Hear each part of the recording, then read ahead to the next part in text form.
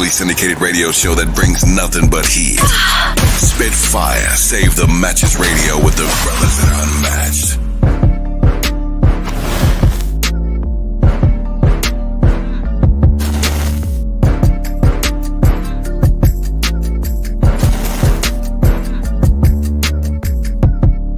We discuss everything from food to finances. Want in on this? Have a comment or question? Send an email with bio to spitfiresavematches@gmail.com. #unmatched.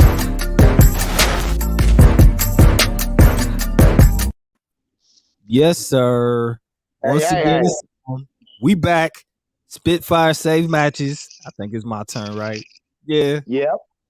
I'm DJ D Poise. I got Fizz Ed Music. I got Kid Justice, and I got Big Grip in this piece. What it do? Once again, Spitfire Save Matches. We live in the building, and of course, this man right here is from the IO.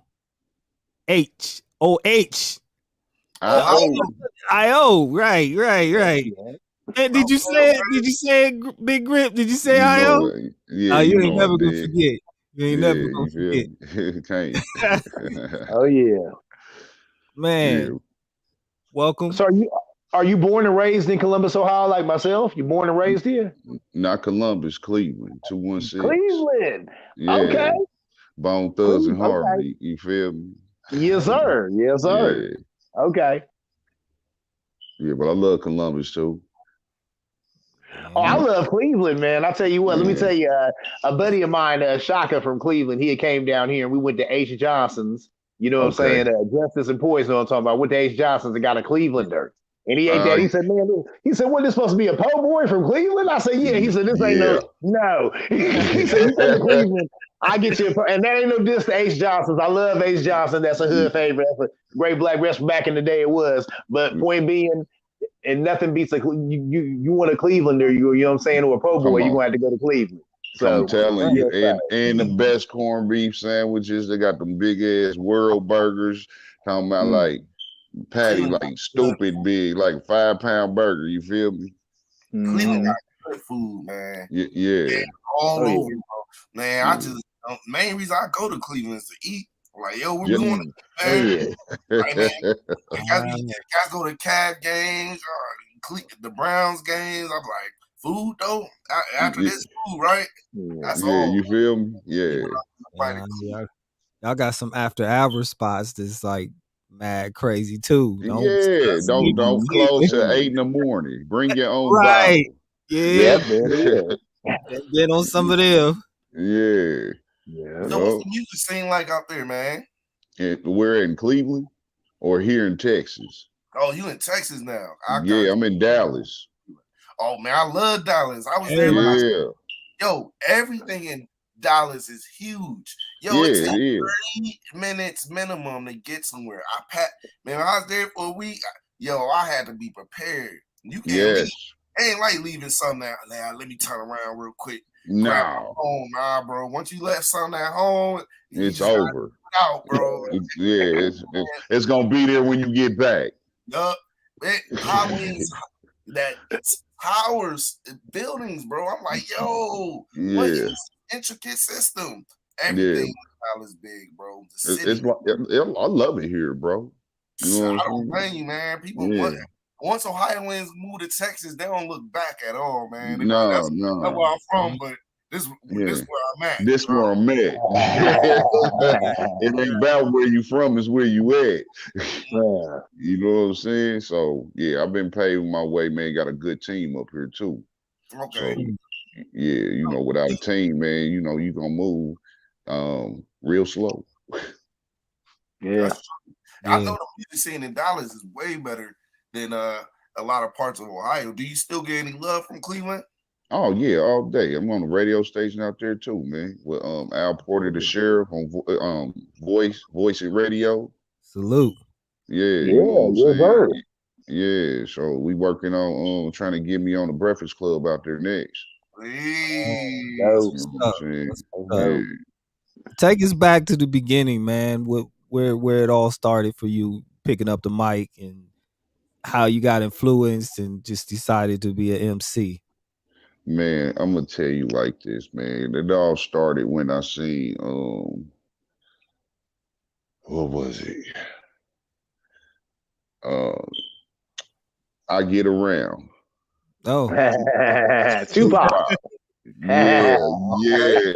You know what I'm saying? And like the inspiration, just this energy, man, it just like bounced from the TV into me. And I'm like, told my daddy, I was like, man, I'm about to be a rapper. You know what I'm saying? Yeah. You know what I'm saying? So I've been writing since I was like 11 years old, man. You know what I'm saying? Real poetic with it. I still remember my 11-year-old song. I was talking about Jackin' Boys. The name of the song was called Slipping Like a Motherfucker. And you was 11? This was 11 years old. You thought it got called slipping. Hold up. Hey, that's what Cleveland was about, though. I hear that. Yeah. You know, my daddy, he was a DJ too, you know what I'm saying? So I lived in the bars and stuff like that with him, you know what I'm saying? Getting little kisses and dollars from the older females. You know, I'm born into this game, man. You know. You already on scene when you was young. When did you start like performing and like actually making music and man, like I want to say almost 12, about 12 years ago, bro. That's when I, you know, was like, what I want to do now. You know what I'm saying? Do I still want to be in these streets, man, looking over my back? Or, you know what I'm saying, I want to go ahead and hit it off with the music because everybody said that I sound good and I got the voice for it. So I just went on ahead and got in the studio, eat, slept, and shit in that mug. You know what I'm saying? Every time I wake up, it's a new song. Stayed in it. I know there's a lot of artists hit a big creativity bump during the pandemic and stuff. You experienced the same thing? Like a lot of stuff just started flourishing out, and you came up with more ideas, and you sort of evolved as an artist.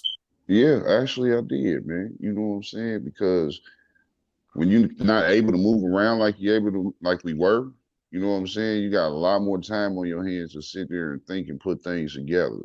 And, you know, I'm sitting back, you know what I'm saying, with my shotgun and a blunt and, you know, song after song, you know what I'm saying? I still got a whole bunch of music that I ain't even dropped out yet, man. Man, how many projects have you done since you started that? You know, because I want to go back now. You know, shout out to Willie James. He got me familiar with you. So now I want to go back and see, you know, some of the past joints. You know. Okay, I mean, we got the one that my first video was for the Mobile Ground Shakers out of Kokomo, Indiana. Right now, they spinning me on the radio like crazy there too. I'm the son of that city, and it was called The Code. And that was my first real video, you know what I'm saying? Hooking up with them and they people, and they went on ahead and financed the whole thing, you know what I mean? And it was like, it was some real good inspiration, man, to see a team of some people that don't even know me have my back. Word. You know what I'm saying? That's it was like, well, hey, tell me a little bit about how Cleveland has influenced your sound. Because from Drew Carey to Machine Gun Kelly to anybody who comes from Cleveland, they love Cleveland rocks. They love Cleveland. Like I said, my boy, who I know, he loved Cleveland. He from Cleveland. So, man, tell me about how Cleveland has influenced it. Man, it's a struggle, man, because I ain't grew up with no silver spoon in my mouth, you know what I'm saying? And I wanted to make it a better way, you know what I'm saying? And the music is basically my grounds for expressing myself, you know, from where I came from. And, you know, not everything, you ain't got to glorify all the terrible shit, but, you know what I'm saying? You want to put emphasis on the good things from it, you know what I'm saying? Because my struggle is what made me today. You dig? I grew up eating rice and peas and mayonnaise and honey sandwiches, and you know what I'm saying? You know what I'm saying? Yeah, you know, lighting candles because the lights was cut off. You know what I'm saying? That type bit, leaving the oven on because the heat was off. Hey, now exactly. Yeah, so Okay. and then I had to get away from the land though, because I can't stand the snow. Man. I love the snow there. I'm from Youngstown, bro. So I know what you're talking about, bro. Yeah, snow boy. in Cleveland and Youngstown, different from the snow in other places. Yeah. That's cold. That cold would break your lips. Like, that's the reason why chapstick was invented, for cold like that. Never lied. That cold will break you down. You can't be bald, hatless. No. You gotta wear winter clothes in there. Triple fat goose. 2 of them. Oh. Fat goose. Winter. Ankle Youngstown winter is terrible, but Cleveland winter, you get the harsh cold wind. Yeah. You get that slushy snow. I'm like, oh man. They get that lake effects. Lake effects. I never heard of that until I went to Cleveland. Lake effects. What the hell is that? They call Cleveland a mistake on the lake. Yeah, I've heard that. Man, what's your connect with Indianapolis, man? I lived there half my life too, man. Went down there. Naptown. Naptown. I love Naptown. Yeah, man. Got down there because I got my mother's side of the family is down there. So we moved down there when I was younger. And, got hooked up with the streets and all that good business, and been rapping and freestyling with the homies since day one, and it just carried on, man. And, I got love down there in Napa. I can go back. Yeah. Naptown got a nice underground hip hop movement too, man. They give a lot of support to up and coming artists, probably more than any place that I've seen besides maybe Chicago. You know what I mean? Yeah. But, hey, Texas don't show hella love too, though, man. Word. Like, they support. They support for real, man. Like, especially if it's some good music. Yeah. Yeah, they own it. It's love. I ain't seen no hatred yet. Man. And you got a clothing line. Yeah. It's got G Mafia apparel, got G Mafia for her. You know what I'm saying? Yeah. So we got a few models around the place, you know what I'm saying, putting it up, and so So building a team, I don't know that you talk about building a team a lot and stuff like that, man. How did you make that? How did you come to that conclusion? Like, hey, man, I need people that I can always count on, like a group or a team. How did you get to that point, man? Because a lot of people they try to do anything themselves now. Well, for one, how I got to the team is like I bumped my head so much with bringing in individuals to work with me, and then they head get so big that they think they can do everything, or want to be the captain in the captaincy to every position instead of holding on to that one position while everybody else hold on to their position and everything come together like a puzzle. You dig? So coming down here, it was my OG. I've been knowing for over 10 years. Told him I finally moved down here, and I told him I need a team they need to link me up with that's already out here moving and jugging and got the plugs to the streets. So that's what he did. He hooked me up with Shice House Records, OGJ, Big J and shit. And he went on here and rolled out the blue carpet for me, man, and everything been going up since. Got the cameraman, we got the CEOs, we got the man, you name it. I got every position for the team players, you know what I'm saying, that's handling business. Facts. Team, keyword, team. Teamwork make the dream work. I totally agree with what you just said. You do hook up with people, man, and then one day they don't like that position no more. Yeah. They thinking you getting a little more too much shine. But if you got a true team, everybody gonna shine at some point. Let that man shine at this point. Your time to shine gonna come because we on the same team, We on the same team, sitting at the round table. Everybody be trying to be the boss too, man. Like he said, man, you gotta learn when to fall back. Hey, this is his round. Let him do that. You put suggestions in, but man, you can't be the boss of everything, man. Like sometimes you fall back for the greater good. Man, it's making money, bro. Yeah, and that's the type of team I got here, man. Like they're very supportive on everything that they, you know what I'm saying, that they do, you know, to bring to the table along with me. You know what I'm saying? Like I bring y'all to the table, so my team could be in the table with y'all. You feel me? I'm not just gonna keep this plug to myself, and that's how the whole team, you know what I'm saying, evolves, and that's how we move. Nobody being stingy. Let's play a song, man. Play a song. Right. I don't want to play the single yet, but I want to let's get them familiar with one of the other two you sent. Let's see which one anyone in particular you want to do first? Man, go ahead and play My Cup's Full. That's the one I sent you, right? Let me see. I don't know. Which one I sent you? What were the two I sent you? Trapping Out the Band, though? You did send me cups. My cup is full. Yeah. My bad. Well, break that one down to us a little bit. Man, My Cup's Full, man. He was actually my producer is out of Canada, Really the Guy. And I linked up with him, you know, basically through IG. He heard my music and said, you know, he got some beats for me. You want to hear me on some of his tracks. So you worked out a deal with him, you know what I'm saying, for the beat. And went on here and down here. I recorded it here in Texas. And my engineer, his name is Pissy Payne, King Payne. He cold with it. And the boy could sing. That's who's on the hook. So he let me hear his music. And that's what put the, you know, because I already had it my hook. But when I heard him singing how he put it together, I said that right there gonna be the vibe for it. And it's basically, man, of a story, my story of everything that I done been through, man. You know what I'm saying? And how I'm still standing tall. And hopefully, you know, this song just reaches everybody's heart, like deep inside, that whoever going through something or anything, man, it just helps them lift their head and keep on moving on. You know what I'm saying? Like they past ones, even their loved ones that's gone and still here on earth will want to see them, you know what I'm saying, succeed. So that's basically what that song is all about, bro. And I'm calling on my baby mamas. All right. My cup is full.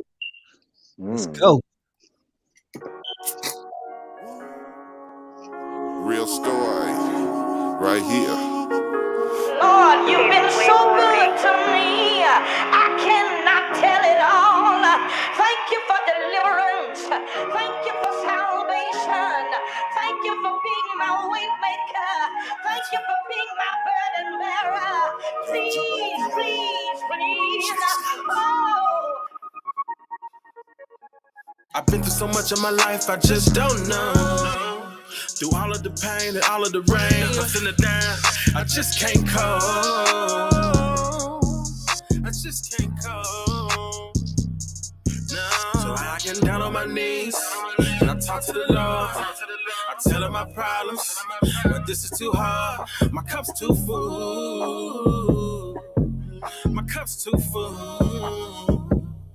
My cup's full. No, this ain't a sad song. Just to help you stay strong. Even though my parents gone, I miss them, but life goes on. So I gotta do my best, show the world I'm more than blessed, shining brighter than the rest. I'm still breathing, I'm feeling blessed. Got daughters that don't know me and think that I abandoned them, but I didn't leave them. I left their mama cause drama was calling them. Family on both sides passed away, left me feeling empty. So I fell in the arm of the streets, and I seen plenty homies that I grew up with dying endlessly. Some made it, most didn't for real. Man, it's hitting me. The game's so wicked and snitches and hustles to the pin. I know, cause I done did a big Gator State of 10 of my life that I can't get back. So I sit back with the pad and pen. The things that youngsters doing now, I did it. I'm trying to make them and get back to the make sure my niggas still living, they all good. See, I know y'all got your own plan, but I'ma make sure I'm understood. I've been through so much of my life, I just don't know. Through all of the pain and all of the rain, ups and the down, I just can't cope. I just can't cope. No, so I get down on my knees. I tell her my problems, but this is too hard. My cup's too full. My cup's too full. My cup's full. I gotta keep going. It's a bright, so I'ma show you I'm glowing. Play my best hand and never be shaky one, cause I know back to karma. Family ties staying strong, prayed up with armor. Let's live our life to the fullest, not ducking, dodging them bullets. Pop a bottle and roll a butt out of money and put it up for a rainy day. So my children can use it, and if you got a good friend in their hand, don't abuse it. Cause one day they here, and then next day they gone. And then it's way too late to try to right all your wrongs. I know the game is how we really grow. Getting money, fucking hoes. Mouth full of gold in a duck on 34. Stunting and grinding, still putting niggas on. Cause if I slip, I'ma see who gon' put me back on. It's about respect, that's why I got my backbone. My cup's full, my nigga, so just leave a hustler alone. For real though. My cup's full and I ain't got no room filled with love and gratitude. Good times and hard times, humbleness and attitudes, laughter and those cries. My cup's full. My cup's full. My cup's full and I ain't got no room filled with love and gratitude. Good times and hard times, humbleness and attitudes, laughter and those cries. My cup's full. My cup's full.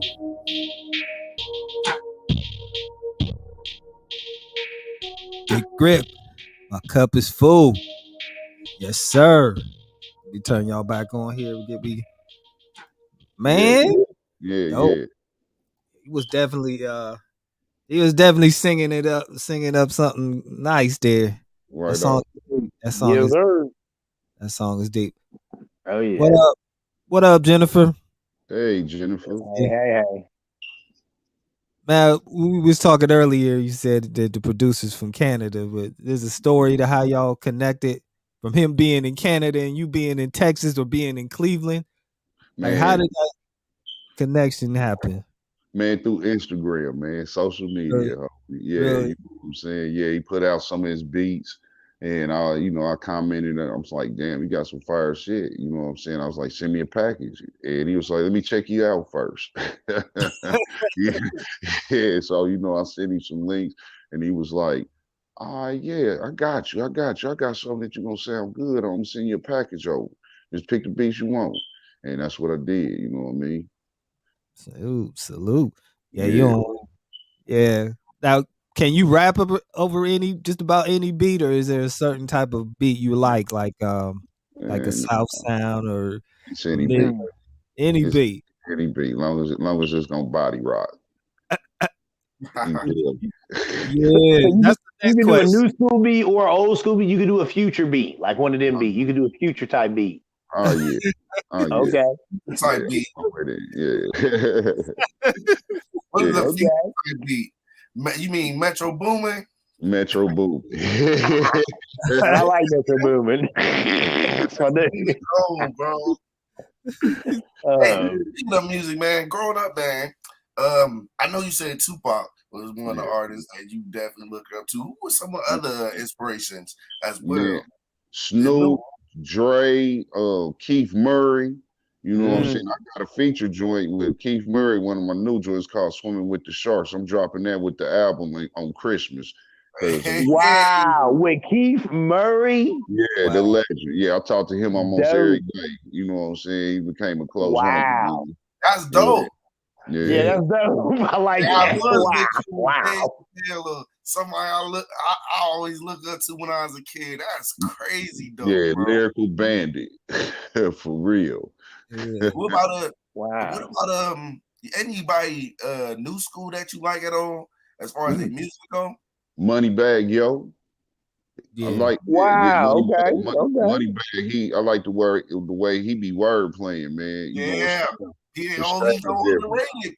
You don't talk about him enough, man. To me, I'm like, yo, Moneybagg Yo kind of sweet. Man, that nigga cold, you know what I'm saying? And rest in peace, Mo 3, you know what I'm saying, man?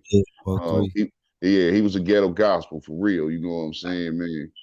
Now It's interesting you bring him up, man. I didn't get hip to him until he passed away, but lately I really been getting into a lot of his stuff, and I'm like, wow, he was really good. But you know what? But before the show, I think we was talking about this. He's another brother who, when I listened to his music, he was out there. Yeah. And then I'm like, I'm not surprised that he ended up, getting shot and kicked because he was out there. When I hear these lyrics, he was doing everything he's talking about. So speak to that. What do you think about that being an MC yourself? Is that a good thing? Is this just a life imitating art, or are these guys just, need to pull themselves out the street and get serious about the music? Man, I think they need to pull themselves out the street and get to the music, because everything that you speak, you basically speak it into existence. Look, prime example, you know what I'm saying, our long lost MC, one of the best MCs in the world, who I started off, Tupac, you feel me? He kept talking about death. Look what happened, you know what I'm saying? You keep speaking death upon your name, man, and all this drama, that's what's gonna pop off, man. It's in the Bible too, you know what I'm saying? Watch what you speak and how you speak, you know what I'm saying? Things into existence. They need to stop mixing that water and oil, man, because it don't mix when you put it on the stove, dude. That should get the popping everywhere. You know what I'm saying? Man. Either be a full-time gangster or be an artist. Artist gangster, that don't make no sense. It ain't no, because you ain't gonna last long enough to enjoy the fruits of your labor. Exactly. Yeah. Biggie too. Yeah. You might learn some skills to keep you alive longer. Who knows, bro? You might retire and move across the world. You know what I'm saying? You can't be no gangster and a rapper, man. These guys getting hit with RICO cases and everything. I'm like, dang. Rappers though. The whole squad. Y'all need to. You gotta exit left, man. You got millions, billions of fans. And cats, man. Y'all need to learn to jump off of that stuff. Right? We good now. We don't gotta do all that. Come on, y'all. But it ain't no reason. Money that good. The money must not be as good as we think it is. It must. A lot of rappers struggle with that. They said they not getting paid, bro. Yeah. I struggle with that because that the Poise brings up a good point, because my whole thing was like, why was Young Thug and Gunner, why would they be doing this Young Slime life? Why would they be doing that, all the money they're making legally? But then I'm like, are they not making that much money legally then? Because something's going on. Why would you still be out there like that and be getting RICO cases if you know what I'm saying, if you're making all this legal rap money? But maybe the rap money is. Indy Iree said she wasn't getting paid right. Come on, Indy Iree said she wasn't getting paid right. So there might be something to it. You know the saying, money talk, bullshit walk. You know what I'm saying? And they had a big image to uphold.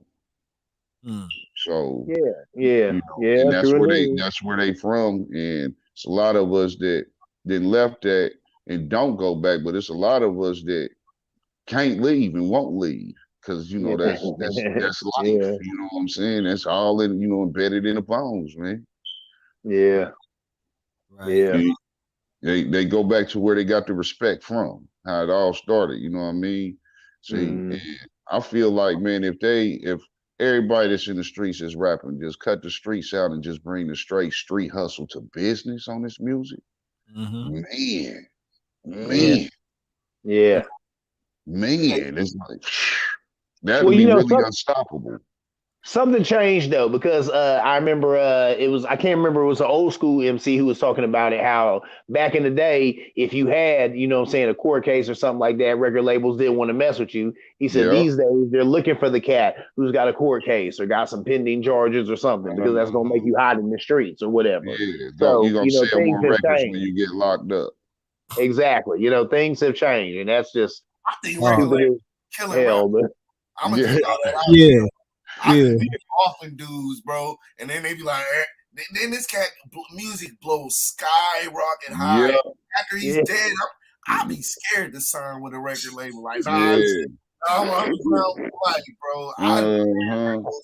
the minute they're like, all right, this artist ain't selling well. Shoot him. Wow. You He's worth more. We got insurance on him anyway. Right. He's worth more dead than alive. Man, the way I look at it, if there was any cops out Salute, there, Willie. DJ Willie Banks. Willie Bangs. Investigate the music industry, man. Them cats got Pop Smoke, man. I don't care. Yeah. Tupac, all them cats got killed by the music industry. Forget it. Yeah, come on. I mean, how these cases going unsolved, man? They know what they're doing. I agree. Throw Michael Jackson in there too, man. I mean, we know it was his doctor, but it was the music industry, damn it. Throw him in there too. Bro, it's like he trying to own the Beatle catalog. Bow. It's Michael. He gotta go. He gotta go. Doing too much. With the shot, bro. Man, that stuff is weird, bro. I'm like, he got it's controlled, man. It's controlled out of nowhere. Look weird. The videos be looking weird.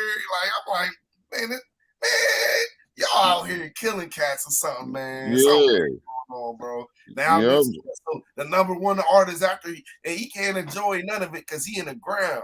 Look at Dolph. Look at young Dolph. You know what I'm saying? Oh. Yeah. Rest in peace, man, to all the fallen soldiers, man. Real deal, man. I got a song and video called "Living the Life," and it's a tribute to all the fallen artists. You know what I'm saying, in the game, because this life that everybody trying to live with this music. They don't understand the sacrifices and the struggles you really go through, man, to get to where you want to be with this shit, man. This shit don't happen overnight. Yeah. Man, well, it's sad. Like Biggie said, you're nobody till somebody kills you. Yeah. It's sad that's too. I was telling my mom that. Like Biggie, I said a quote from Biggie. He said that you're nobody till somebody kills you, and that is so true because, like I said, that MO3, and it's sad because I didn't even start checking for him until he passed away. Then I was like, oh, well, hold up. So many people looking for him now. And then how about this? I started reading comments and people were saying like, yeah, even in death, he blowing past these guys with the views. And I'm like, well, he's only getting the views because he's gone. So like you said, Justice, he could have got them flowers while he was alive. And that would have meant a lot more to him when now he's gone. So I guess I hope his kids are eating good. But he ain't alive, but he ain't eating, MF Doom was a cat my book used to chime on and like, yo, you gotta listen to MF Doom. You gotta listen to MF Doom. I'm gonna listen to him. But man, you put the artist on you put the pen in it, like, I'm gonna listen to him at some point. Yeah. I was like, oh dang. My homeboy was a real fan, man. I was like, dang, man, I'm sorry. It's like, yo, his big brother died or something. Like, I'm sorry, bro, man. Yeah. Man, my other homie was a big Nipsey Hussle fan before Nipsey Hussle died. He's a huge Nipsey Hussle fan. I know that broke his heart. It did. Yeah. I ain't gonna lie, I'm not a Nipsey Hussle music fan. Even after his death, I was like, I still don't like his style and stuff. But I ain't saying he trash or none of that. No, it's just something. No, that's preference. That's cool. Yeah. Especially when it comes to like West Coast rappers don't resonate well with my energy and who I am, man. So I'm like, oh, this is good music, but next, you know what I'm saying? you need something you need something you can ride to.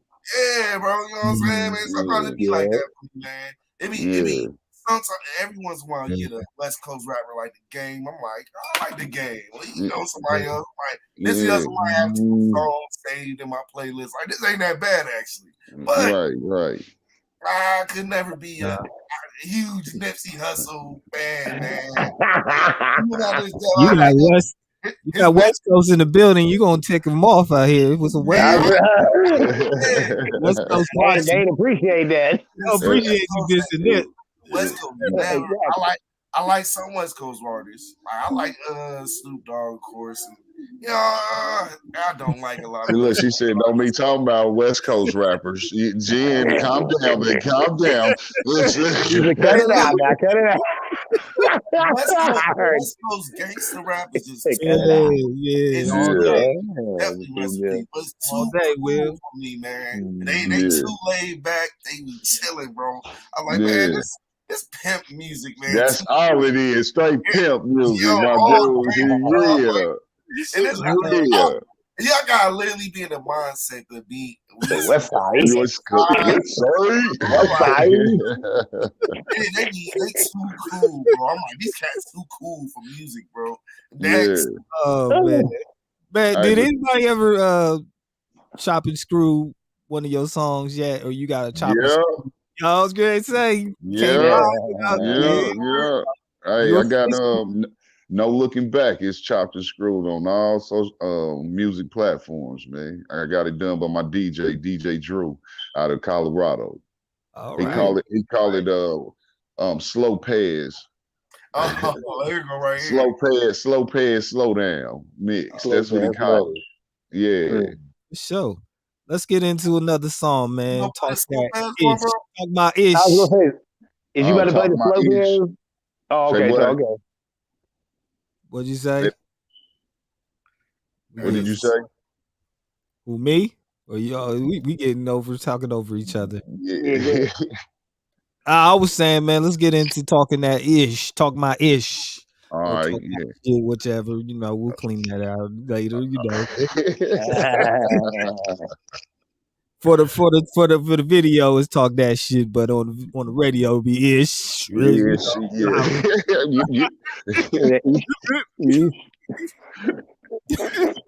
What a DJ. Yeah, man. What's this song all about? Man, and I'm just, talking my shit, man, letting everybody know where I come from and who I am, and spitting that game, you know what I'm saying, and stepping up to the plate to announce, who the hell I am and what I'm about to do, you know what I'm saying, and everybody that they heard this song, man, they like this. Oh, Run that back. Let's do that again. Yeah, it's that bad, man. And this beat right here also was produced by Relly the God. You know what I'm saying? salute. All right, let's go. Talk my ish. Talk my shit, whichever. Let's go, y'all. Yeah. Let me talk my shit for a minute. You feel me? Let's go. Let me talk my shit for a minute. Adding up my commas, kicking like a ninja. No time for drama. A gold digger bitches. About to win an Oscar for the words I've been flipping. Let me talk my shit. I'ma talk it good. I'ma talk my shit. I'm talking to you. Let me talk my shit. I'ma talk it good. I'ma talk my shit. I'ma talk my shit. First up, you're dealing with a real life pimp. Came out the womb on some real life shit. Second ain't taking on shows from a learned the whole game as an adolescent. Third, I'ma get it cause I got the blueprint. Make my old rules so you know I'm winning. Fourth, keep my grill straight on call Guinness. Bank account overfill, call it good business. Fifth, can you keep up? My wheel still spinning. Catch up with me. If you can't, you gon' miss it. Ice cold motherfucker, freezing like the winter. 6, I'm a vet nigga, use a beginner. Pull a bitch and really like why you fucking on Tinder. You eat bologna sandwiches, I'm eating steak dinners. 7, I'm a thoroughbred, that mean breadwinner. I'ma talk my shit because I can, nigga. Let me talk my shit for a minute. Adding up my commas, kicking like a ninja. No time for drama, a gold digger bitches. About to win an Oscar for the words I've been flipping. Let me talk my shit. I'ma talk it good. I'ma talk my shit. I'm talking to you. Let me talk my shit. I'ma talk it good. I'ma talk my shit. I'ma talk my shit. Hey, highly anticipated. I'm meditating. Now I'm getting celebrated because I elevated. Not going to the top like I'm on the elevator. You should be happy that a pimp from the hood made it. 10 from the pen to the penthouse. Yeah, I graduated smoking on exotic. Gotta play elevated. 11 don't mean we family cause we related. I'm 100 times greater, so they keep it segregated. 12 got it out the mud cause I'm a gladiator. Settle my own case, don't need no mediator. 13, I'm the real deal. User, imitator. I'm the one to keep it playing, nigga. You a hater. 14, money don't make me. I'm a money maker. Just got a new residence called a skyscraper. 15, I'm busting threes like a ball player. Only way is to do it big with a lot of paper. Let me talk my shit for a minute. Adding up my commas, kicking like a ninja. No time for drama. A gold digger bitches. About to win an Oscar for the words I've been flipping. Let me talk my shit. I'ma talk it good. I'ma talk my shit. I'm talking to you. Let me talk my shit. I'ma talk it good. I'ma talk my shit. I'ma talk my shit. I'ma talk my. It's cold. I see you on the avenue, though. Lead it. You know what it is. Yes, sir. You was definitely talking that ish.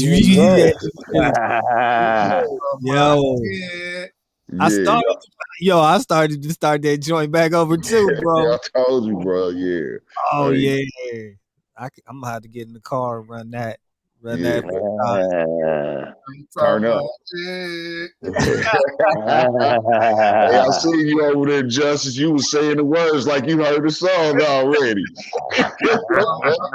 I'm already in fan, bro. I'm adding music to my playlist, bro. Yeah, that's Gucci. That definitely go on the list. That's what's up, man. Glad I enjoyed that, man. Oh yeah, it's always goes hard. Real hip hop. Yeah, that's that part. Updated. Part. Yeah, you know, we.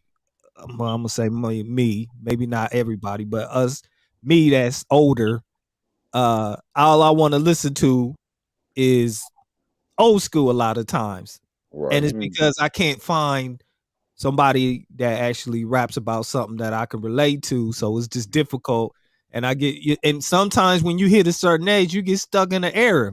You know what I mean? And you don't want to accept the fact that there are other rappers out there who rap over today's music, but actually rap. And I have to put you in that list because you can actually rap. And the music of today is dope, but some of the content and the words don't match for me. Right, right. It ain't no story. Right. Yeah. No story. Yeah.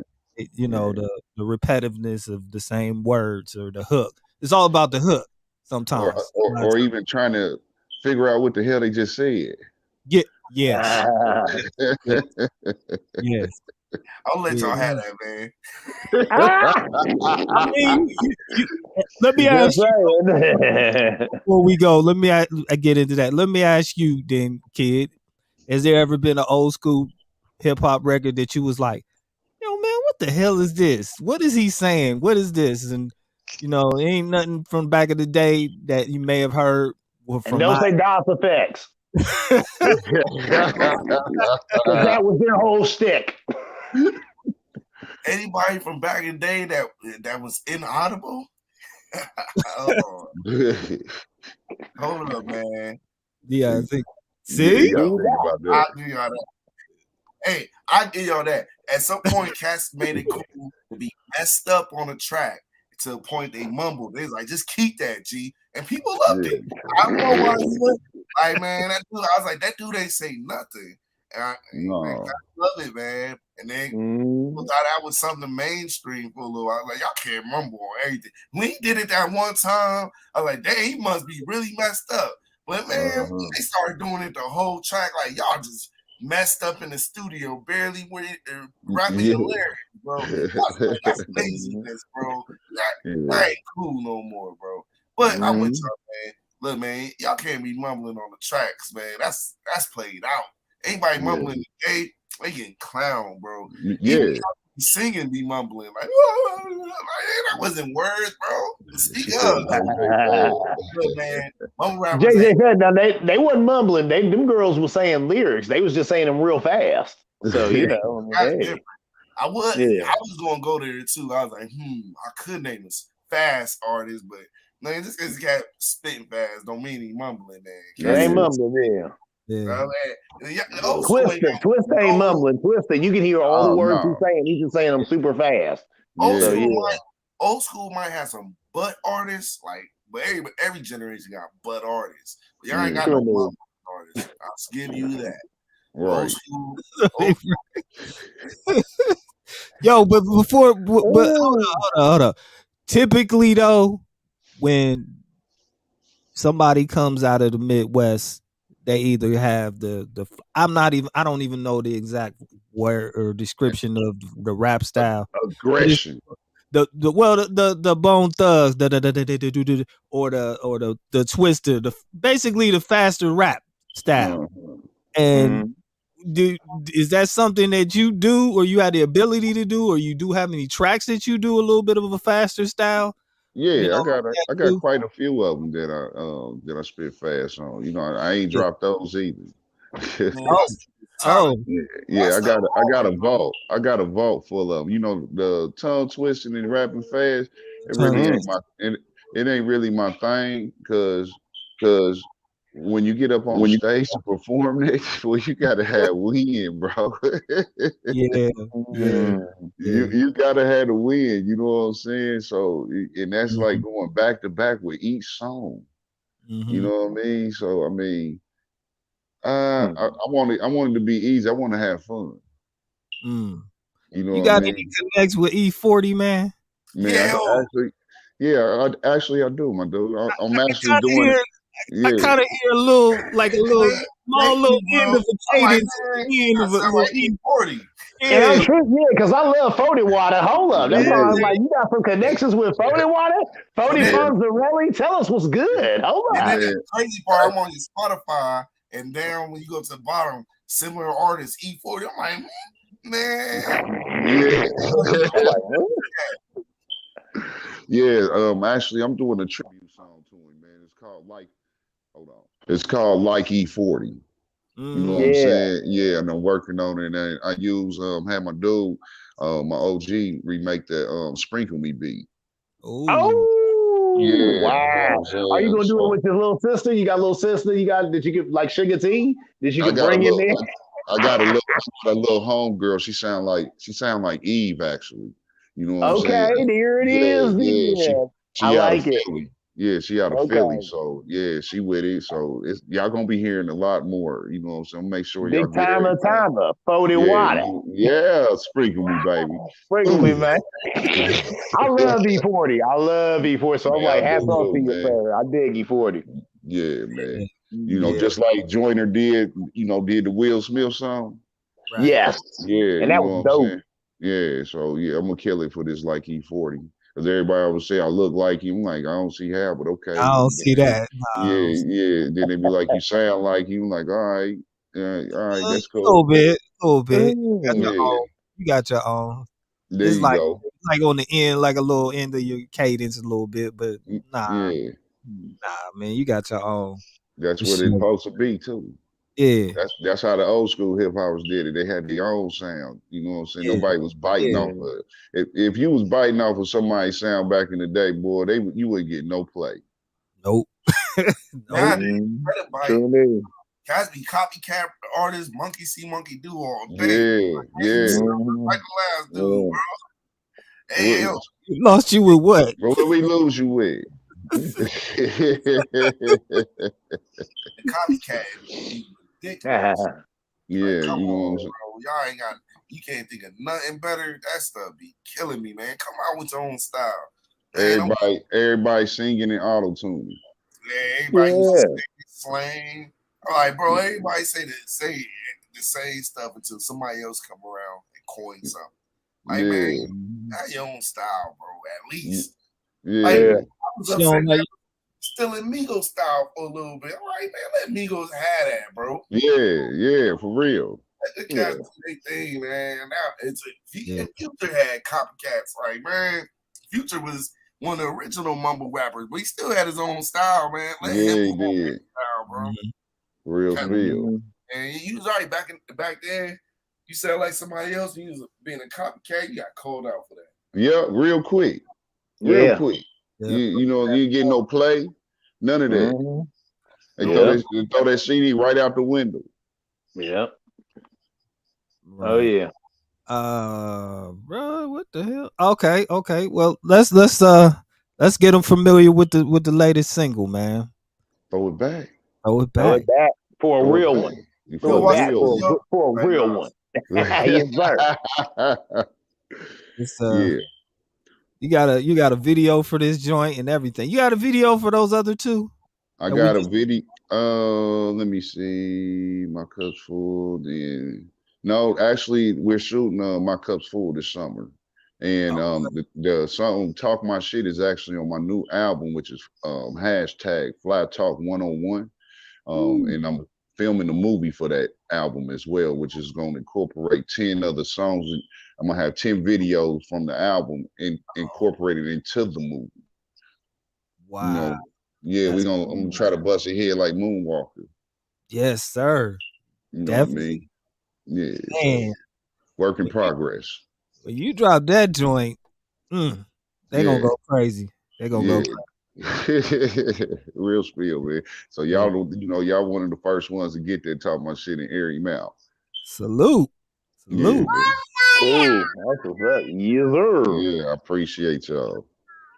Okay, well, let's throw it back. Let's throw it back then. Make them throw it back. Back. All right. Big Grip. Throw it back for a real one. One time. Whoa. Hey, I see how you're moving. And you know what you're doing. Right. Make the whole room shake. Bounce, bounce to the music. Come on. Clap, clap for the audience. You see. Throwing faces on your booty. Yeah, man. A standing ovation.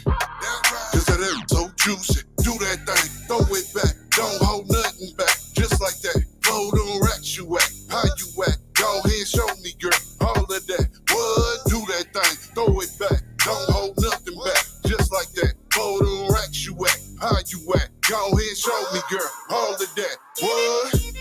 Throw it back for a real one. Let me throw the stacks on ya. Throw it back for a real one. 100 racks on ya. Throw it back for a real one. Wanna see how you act up. Throw it back for a real one. Girl, on it back.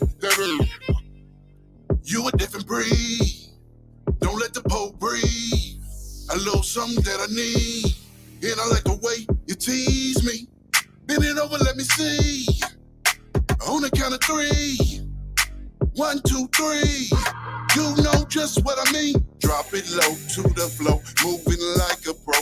Acting like I don't know. You do it for the dough. Having it froze cause you go what? Drop it low to the flow. Moving like a pro. Acting like I don't know. You do it for the dough. Having it froze cause you go what? Throw it back for a real one. Let me throw the stacks on ya. Throw it back for a real one. 100 racks on ya. Throw it back for a real one. Wanna see how you act up. Throw it back for a real one. Girl, on it back. I see you flexing in a VIP section. Bottles popped open. You're working in your scope. I see you, girl. Looking for your next lick. Come on in. Choice to make the right pick. Right here. Break it out.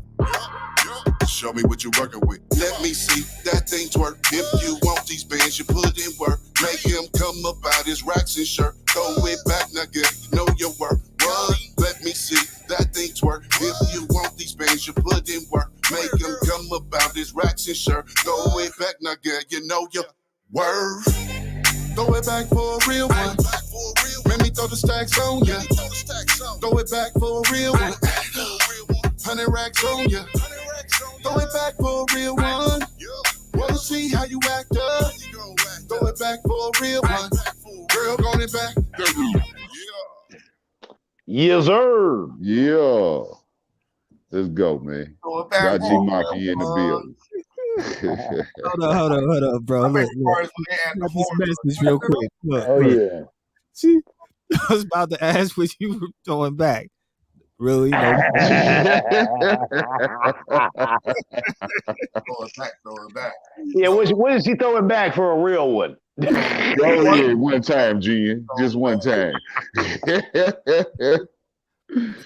do that no more. Why? You getting a lot of love via social media for that one, huh? Yeah, man. A lot of love all over, man. I don't know if y'all check me out on IG, man. They showing love to that track, man. Yeah, oh yeah. Yeah, horseshoes. Remember that when y'all look at the page. Yeah, I saw that. And that's she from Montreal, Canada. Oh, really? Yeah. Well, well, damn. Okay. Yeah, we all over the map. I thought maybe that was somebody that just danced for you or something, or you knew. No, yeah, she did it. She hollered and was like, "Hey, can I make a video to your song?" Like, yeah. And then next thing you know, she just kept bringing them and popping them out. It's on her own, bro. Yeah. Damn, okay. Word. Yeah. He likes that song then. Yeah, I know, right? That's a vibe. All they gotta get the people what they want. Make some TikTok videos, bro. That's what I've been trying to do, man. But every girl I ask, they talking about, you gonna pay me? I said, yeah, I'm gonna pay you attention. I said, yeah. You silly. You tell me pay you attention. Yeah, you know what I'm saying? Like, Man, yeah, I'm gonna pay you attention. Throw them a little here, take that, shake the booty, just make sure you tag my name and my song up there. Yeah. That song. What song is that? Right. That's it. That's all. And it's on there. And it's on there. It. They can go to the music and pull it up. Everything I got. Yes, man.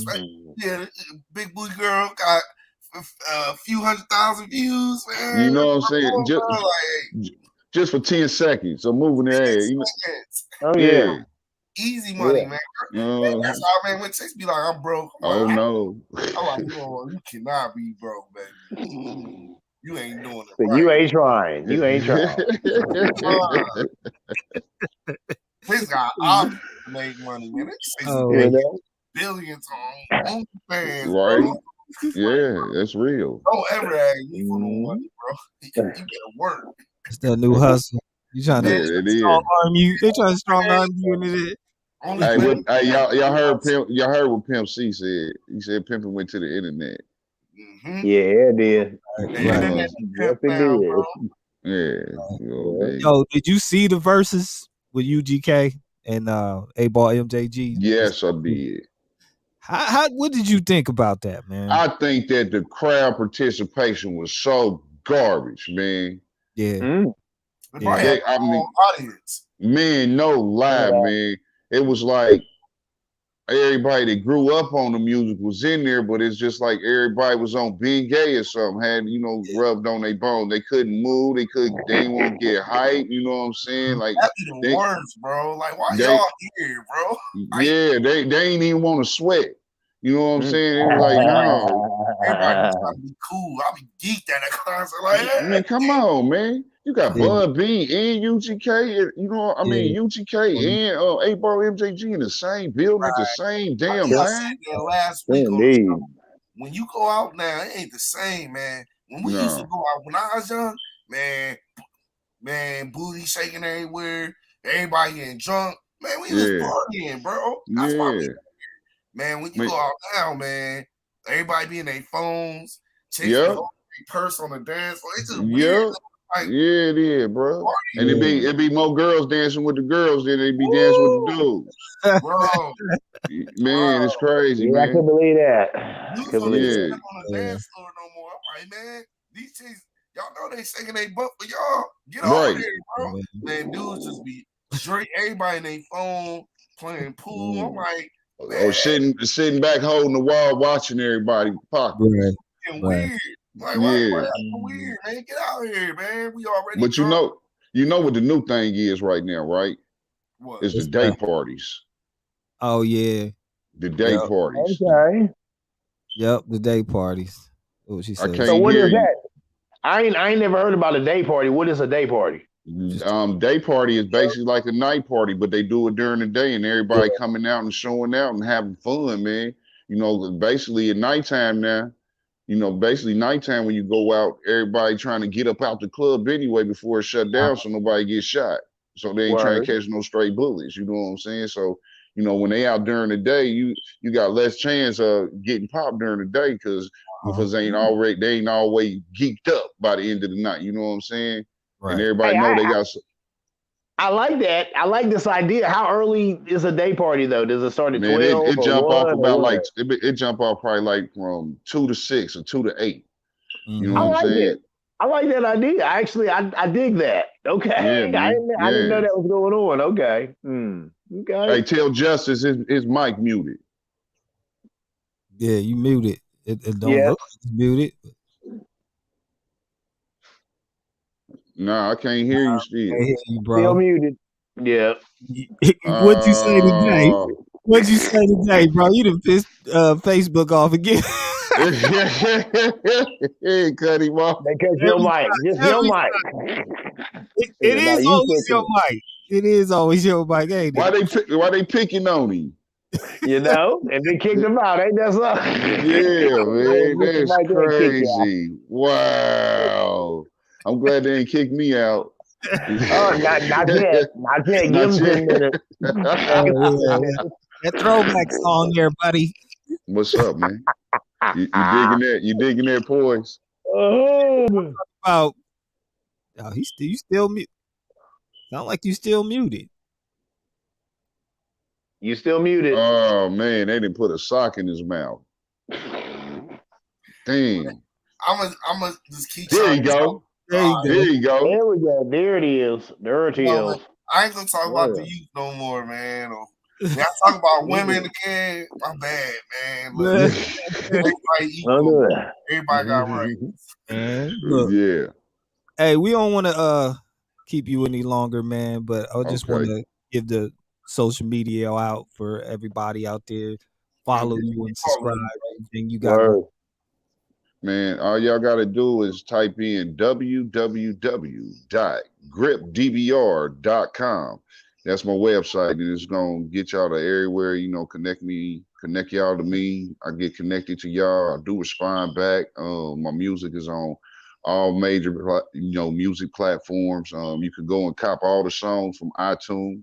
You know what I'm saying? That's what I prefer y'all to do over everything, man. So y'all can just keep that in your library, man, and just continue, showing love and support, man. I'm gonna do the same for y'all, man. And the project that you working on with these songs, when does that come out? Man, I'm gonna be dropping that everything on Christmas. #Fly Talk 101. Man, so we gotta hold on with what we got until Christmas, huh? Oh no, I'm gonna be giving y'all some extra stuff that's not on the album. Yeah. I'm gonna be filling y'all plate up still, you know what I'm saying, with stuff that's not on the album. You know what I'm saying? Okay. Yeah, so, do a little something here and there, man. Don't yes. About to be like, hey. How they do? Sprinkle. Yeah, a little song. You feel me? Right. When is the E40 tribute deal gonna drop? Yeah. Man, we looking at within the next 1 or 2 weeks, man. I'll have it to y'all. Wow. Yeah, I just didn't want to put anything out that was gonna overshadow and throw it back because it's just going so good right now. You know what I'm saying? So I talked with the team and they was like, yeah, that'll be best because the song doing real good. You want to continue doing what it do. You know what I'm saying? And if I put something else out, it's gonna definitely take attention away from it. And like I didn't expect this song, bro, to take off the way it did. It has been a blessing and a curse all together. You know what I'm saying? Oh yeah, you did tell us some stuff pre-show, man. You said you going through some heavy stuff. Yeah, man. Song, man. I'm sorry to hear it for real, bro. Yeah, man. So it is what it is. You either choose your dream or you choose a nightmare. Yo, that's an easy decision. There you go. It's gonna be a nightmare if you choose to give it up. Yeah. For everybody that's around you. I'm calling you right. Nah, you right, man. And true indeed, yeah. Go for success, man. Always, man. Yeah. That's the only go as a man. You gotta go for the success. Everything else won't matter, man. At the end, bro. You gotta get success to secure that for you and yours, bro. Yeah, that's it. That's it, bro. Well, man. You family, man. First of all, you from the OH. Yeah. So, OH. Yeah. The red brick roads. Hey, before Will could say anything else, he had to put it out there. You originally from Cleveland. I said, oh, okay. Well, home team for the game. Let's go. Yeah, man. The music, and it was like, oh yeah, you you on your way, man. I appreciate that, man. I'm glad y'all liked it though, man, and I look forward to coming. Yeah, most definitely. Bro, so don't forget about us. Come on, man. How can I forget about y'all? On Breakfast Club level, man. Don't we introduce you first. Yeah, off the top. Exactly. What'd you say? Y'all had first dibs. Yeah. There you go. Hey man, don't let Charlamagne bully you, man. Roast that cat, man. Oh man, I'm good at roasting. I'm good at roasting, boy. I'm ready for that. Oh yeah, that's what I wake up doing. You say something funny, just start heating him, bro. Man, I'm gonna light his soft ass up. His name gonna be Charmin when I'm done with him. Charmin the God.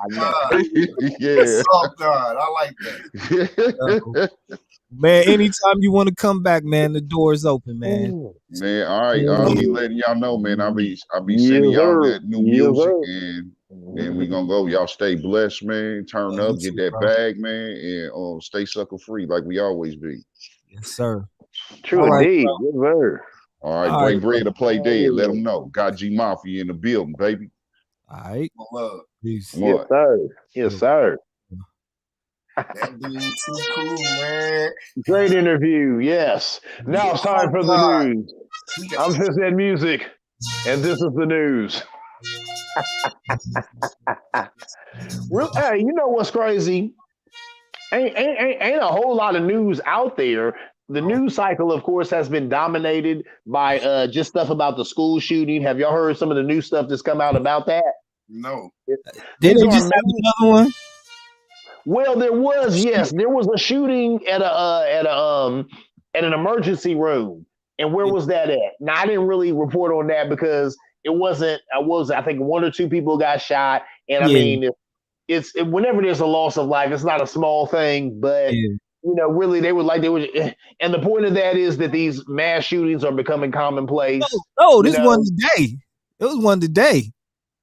Are you serious? Yes, Jesus bro. Christ! This is like a comedy skit. You're dead serious. There was one today. Yeah, it was one. When? So out of nowhere, Tulsa. Out of nowhere, we have a mass. I briefly saw it. I didn't get right before we came on. I briefly saw it. I didn't get to read it, but yeah. So I didn't know nothing about that. We have a mass shooting at a grocery store where this is racial targeted. Then whoa, and another one after that. Hispanic. I think you're talking about the thing in Buffalo. You're talking about Buffalo, right? I hope so. Justice, you talking about Buffalo? Is this the one with the Hispanic kid who shot up all the Hispanic kids? Well, no, that was in Uvalde, Texas. You talking about the one before that? The one before that in Buffalo was the guy who was a white supremacist, and he had the big manifesto, and he went, specifically went to a black neighborhood in Buffalo, New York, to go to the grocery store and kill people. That was the first one, right? Because as lately, that was the first one as of late. Yes, we haven't heard of any. As of late, yes. Oh wow! Now all of a sudden. Shootings is on the rise. Not just one, but four, but five. At this point, man, this stuff is already suspect, man. Look, man, something weird. Don't y'all think, man? Like, man, these shootings just come out of nowhere. Oh, there's a rise in shootings. Man. What's really going on, man? What's going on with the government? What laws is being passed right now? It's something weird, man, because I call distraction. Distraction 101, bro. And, send us sales out there to cause destruction and distraction while we do some bullshit, bro. It's stuff, man. Come on, man. White supremacy shooting, bullying shooting, hospital shooting. Bro, they reporting every shooting now. Bro, either we always have shootings and they don't normally report it, or out of nowhere, someone's orchestrating random shootings out of nowhere, starting to report it. This don't seem like those people are shooting people. It seems like a movie, bro. It's not even that good. Well, you he said the movie ain't even that good. You see the plot. What's up? Well, look, see, here's the thing. Okay, these shootings have been going on. Oh, listen, we getting an echo? Hello. Okay. Yeah, we get an echo for like 5 minutes. These shootings, they have been going on, you know, and they do get reported. Sometimes they do, sometimes they don't. A lot of them be local shootings. A lot of times, I forget there's a threshold, and I was hearing this in the news, which is so horrible, and we all knew this without knowing it, but there's a threshold. So if, I think, and I'm just taking a wag at this, if somebody know different, they can hit us in the comments, but I think it's if 6 to 9 people die, then they report it. If that many people don't die, then they don't consider it a mass shooting, and they don't report it. Not big like that. It won't make national news. The only ones that make national news, so many people have to get shot and killed for it to make national news. So, right. So yeah. So people now, this cat goes in the grocery store, blows a lot of people to Kingdom Come. Then this other kid goes to a fucking elementary school, blows little children to Kingdom Come. And now this other dude shows up in freaking what's going on? These cats is getting sloppy. Like, yo, man, whoever orchestrating this is bad. Like, with the 1 or 2, I would have been cool, but 4 or 5, all right. What do y'all want? What law is being passed? What freedom did I lose overnight while I was paying attention to whether people should have gun laws or not? Because I'm done with this argument. This argument is just to keep me, you, and everybody else arguing back and forth. What on the Roe versus Wade is still on the table. Okay, here we go. That's a good point. It is. What else is going on? What is really happening? Who law? What rights? Well, I mean, here's the thing, and that's why I said a lot of gun advocates don't want to hear it. But as soon as they took, and the Republican Party let the restriction on assault rifles go away, as soon as Trump let that go away and he gave that the green light, we've seen an uptick in these mass murders. And if you notice, all of these mass murders you've seen, because it's been on TikTok and on the internet and all these other stuff, people have done the knowledge to it and crushed the numbers. All of these mass murders are from an AR-15.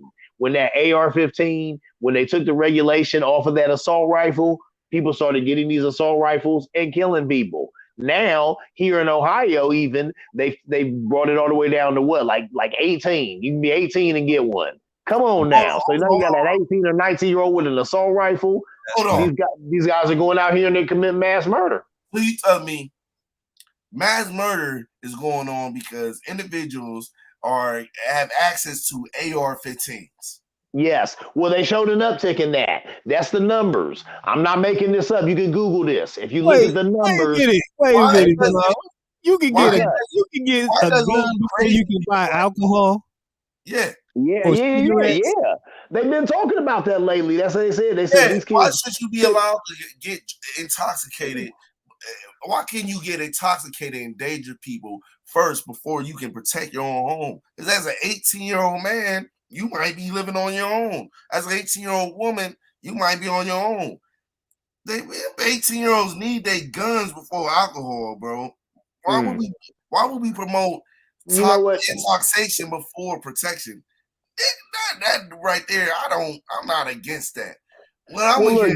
Gun ownership always comes from the viewpoint of protection, but you wouldn't need protection from a weapon like that if a weapon like that was outlawed. Now we're basically past any legislation on these assault rifles because people have gotten them, people have bought them, and now they feel entitled to them. We'll never get rid of them. This is the new normal, ladies and gentlemen. This ain't going nowhere. It's the Wild Wild West now. I stay strapped. Yo, y'all stay strapped. All that nice stuff only goes a long way. Pull your guns out. Start popping cats that's popping everybody else. Then, man. Well, I ain't say all that. Hey, look, just in the last couple weeks, I've realized it, and I hate to say this, but I think he was better off with Trump. No. This dude is doing absolutely nothing for the gasoline. He's doing absolutely nothing for the guns. He's doing nothing. The economy is messed up. Yeah. Bro, Bro, Hold on. on. First of Hold all, on. hold on. Biden just stepped into office. You got to remember, you won't see the effects of what a president does till like years Even if after. you look at that, well, he don't have a That's a plan. good point. Like, Just made a good point. Listen, Good DJ. point. Y'all said the same thing listen, about Trump. Give him a They did chance. the same thing to Obama. Bro. Remember? They did the same thing to Obama. Obama stepped into office. The Yeah. country was dead. Obama came in the door doing stuff. Though. Come on now. Obama was a scapegoat, so they could blame the country's going downhill. Biden came in the door trying to take away Trump's stuff. Remember? Huh? Like the first week, all them things that Biden was throwing in was getting rid of and cutting and putting in place. The first week, bro, was he even inaugurated yet? He started for real. He didn't even have an office or a cabinet or nothing yet. And he was already this gotta go, this gotta go.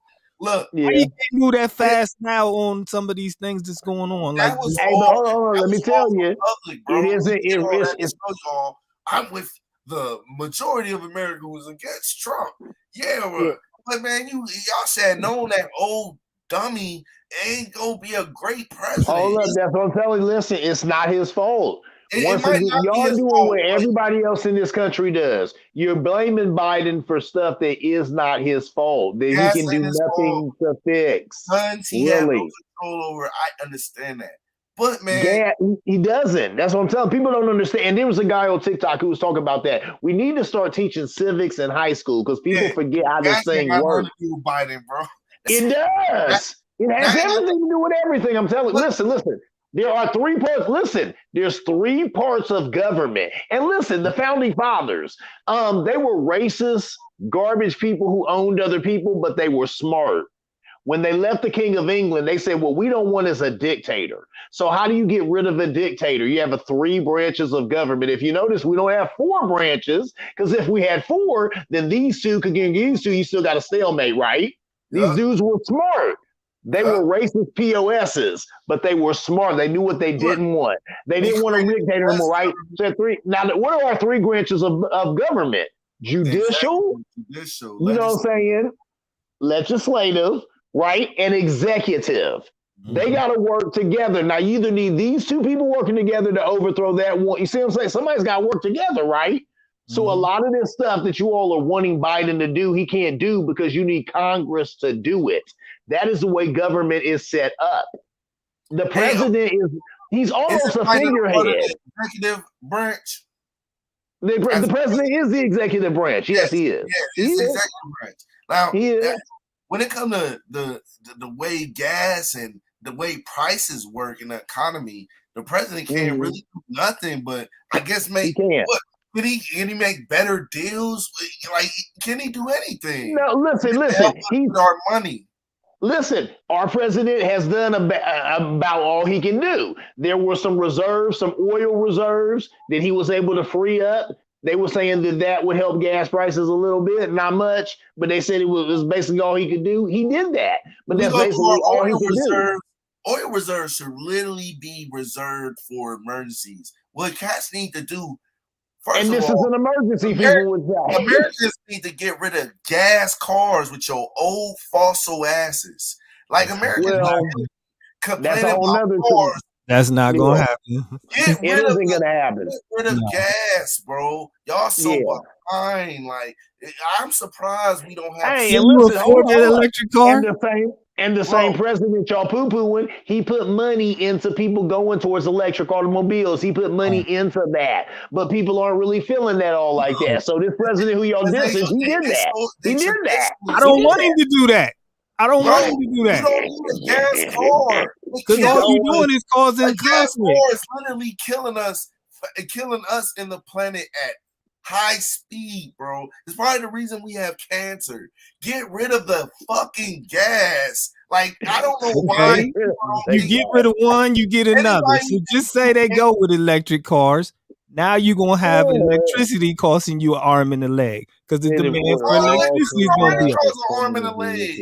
And they did the study. It's only going to get worse. Bro, you'll save 75% of your gas is cheaper than what electricity will be. I guarantee you. Man, look. Anyway, you are not gonna get rid of gas because you need fossil fuel and coal to do electricity. So you still gonna need fighting fuel the and inevitable, DJ. Gas will never last forever. Gas will one day run out completely. The fact that we're still trying to hold on to this old fossil, the key word is fossil fuels. Why are we old? Energy? Bro, fossil says old. And we're literally, we do have plenty of petrol. Advanced race. Look, bro, I'll just say this. I work in the industry now, and I can honestly tell you there is no fuel shortage. This is the government holding the ish back so that they can try to get everybody to go electric. That's what it is. And I just heard a report saying, backing up what you just said. Before we started the show, I was reading a report that said exactly that, and I was like, "Wow!" I'm literally going places getting gas, and it's not because it's not there; it's because it's being limited. They won't let you get but so much. It's not because it's not. It's a shortage. Why would they? Because they want you to go electric. They want you to get everybody to go electric. If I can make hella money with gas and oil, why would I limit the amount we can extract if it's unlimited? Those people that are running electric are not in with the people who run gas. So now you figure would you let somebody in if you was making millions and billions of dollars and you had a clique of people? Would you let anybody else in? Yo. And if you can start something else, because they're gonna do the same thing with electric. They're gonna raise it up and then not let nobody in. Then it's gonna be gas. If I'm a leader of energy and someone comes with a new idea of energy that's cost efficient for both parties, bro, let's go with the new idea, because eventually the new idea is going to wash away old ideas. Yo, it's like saying, yo, bro, for years we built these wagons and horses drive them. There's no way people are going to switch over to cars. This thing's been in. We have unlimited wood and horses, and you don't have to put gas in a horse, bro. People switch to cars. America's biggest problem with advancing and competing with other countries is that we're such traditionalists. The politicians and money is in the way of advancement. There's no way we should be talking about oil and gas prices. Gas prices should be a problem for a small amount of people, not the majority of the population. That shows you that America is doomed, because we gonna be doing ass backwards shit. Why everybody got solar panels on their cars and living off of solar panel? You can't make no money off the sun, can you? Man, bro, you can make. You can't charge people for the sun. You can charge them for the vehicle, but you can charge people for electricity all day. For the technology to access sun technology, sun energy, bro. Bro, you can charge them monthly to have a device on a property. Always ways. Would you pay to use the sun, even though for a vehicle that uses the sun every month for the rest of your life? A lot of you guys have jobs that's embedded into old technology. I noticed it working. This technology is going to affect everything in different companies and different avenues of my career. I noticed, the reason they won't move up is because all these selfish, poor, untalented people want to keep this old stuff going. That's what I noticed, and that starts from the bottom of America to the top. Is a lot of fucked up people controlling stuff in America that should not have any business in American politics or economy politics, because y'all got America behind. That's why it's the biggest country in debt, has old technology, all the people fat and stupid, because we hold on to old crap. Let oil go. I've been preaching let that crap go for years. Exactly. It's moving more than just cars. True it is. Yeah. You're still gonna have to use gas to produce electricity. I mean, Electricity is gonna be Man, look, cold. explaining stuff. It's like, yo, man, if y'all stuck on old technology, we can't have a conversation about new technology because y'all don't know the capabilities of new technology. I agree. I think you should have done with solar power. We should have went solar power before we went electricity. Old stuff that we can use forever. We can't use this old stuff forever. Other countries is literally beating up. We don't even have a freaking fast train yet. We're not even #1 country anymore. What we need to do is probably remove a lot of the old wisdom out the way because y'all stuck on old policies, old ways of doing things. It won't be long, man. The Civil War, I think, will be between the youth and the age because the youth will get it, man. Like, yo, man, is that gas? Man, the youth car coming out with. I'm telling y'all gotta move, man. Because, man, politics. Everybody trying to secure this old stuff and hold on to it so they can get paid off it. It's in the way. We need to learn to transition into new technology, new ways of life, and new ways of doing things. That gas, man, when I seen gas $6 a gallon, I'm like, why are we ain't electric cars out now? Get a Tesla. It's $30,000. There's no excuse, bro. Every other gas car is like $40,000 to $70,000, and people pay that without batting an eye. Get a $30,000 Tesla. Change the world, man. Give your grandchildren and your children and all them cats a future instead of poisoning the air with gas every day. Recycle. Do be innovative, man. We don't do none of that stuff, man. And cats be complaining all day. The gas.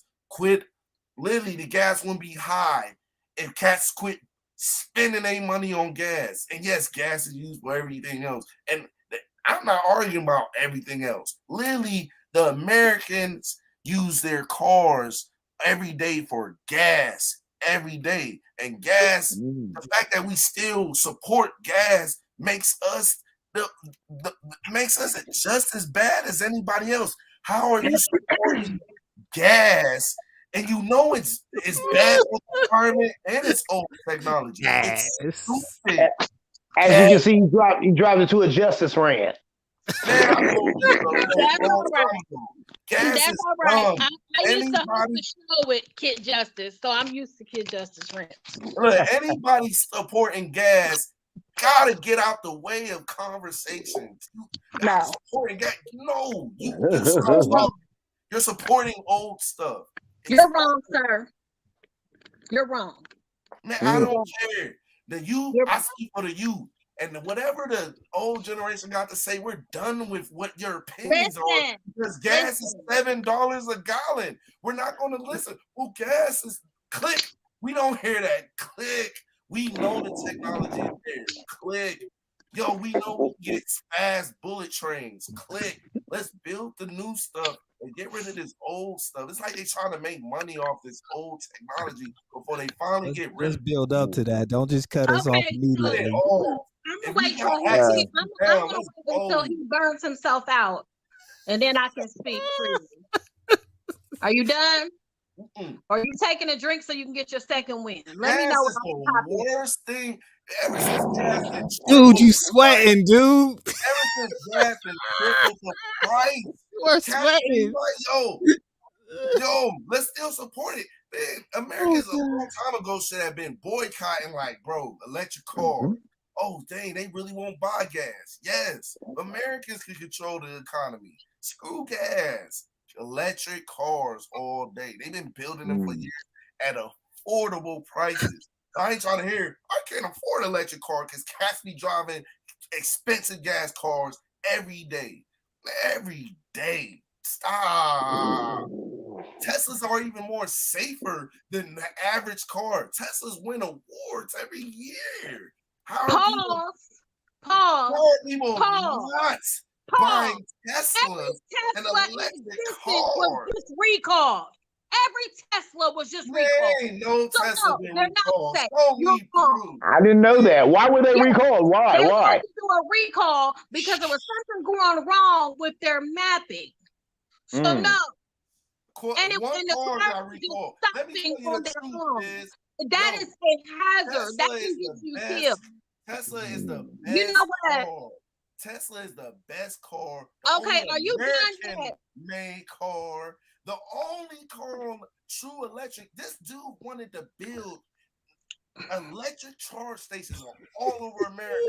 You know who stopped that man? The gas tycoons, other car company. No, he can't. They tried to stop. You know, in every direction with the. This was Fizz's segment. It was. It was. It's gone now. Letting you know that. Well, you know, news takes on a life of its own sometimes. Gas is trash. Let that gas go. Oh. Okay. Fizz, can I pop in real quick? I just want to say something. Please do. Let me hear it. Yeah. Okay. So what our young grasshopper doesn't understand or seems to be uneducated on is he's looking at gas as simply a fuel source. And it is more than just a fuel source. I'm going to need you to pause. Mute him. Because I need to be able to speak. I'm going to need you to mute his mic. Mute him. You won't let me speak? Excuses.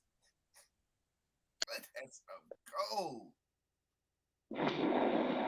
Gas is old, and we still fighting to keep it around. Let that old stuff go.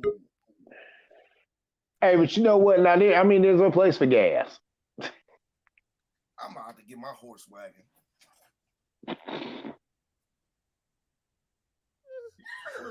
Oh my God.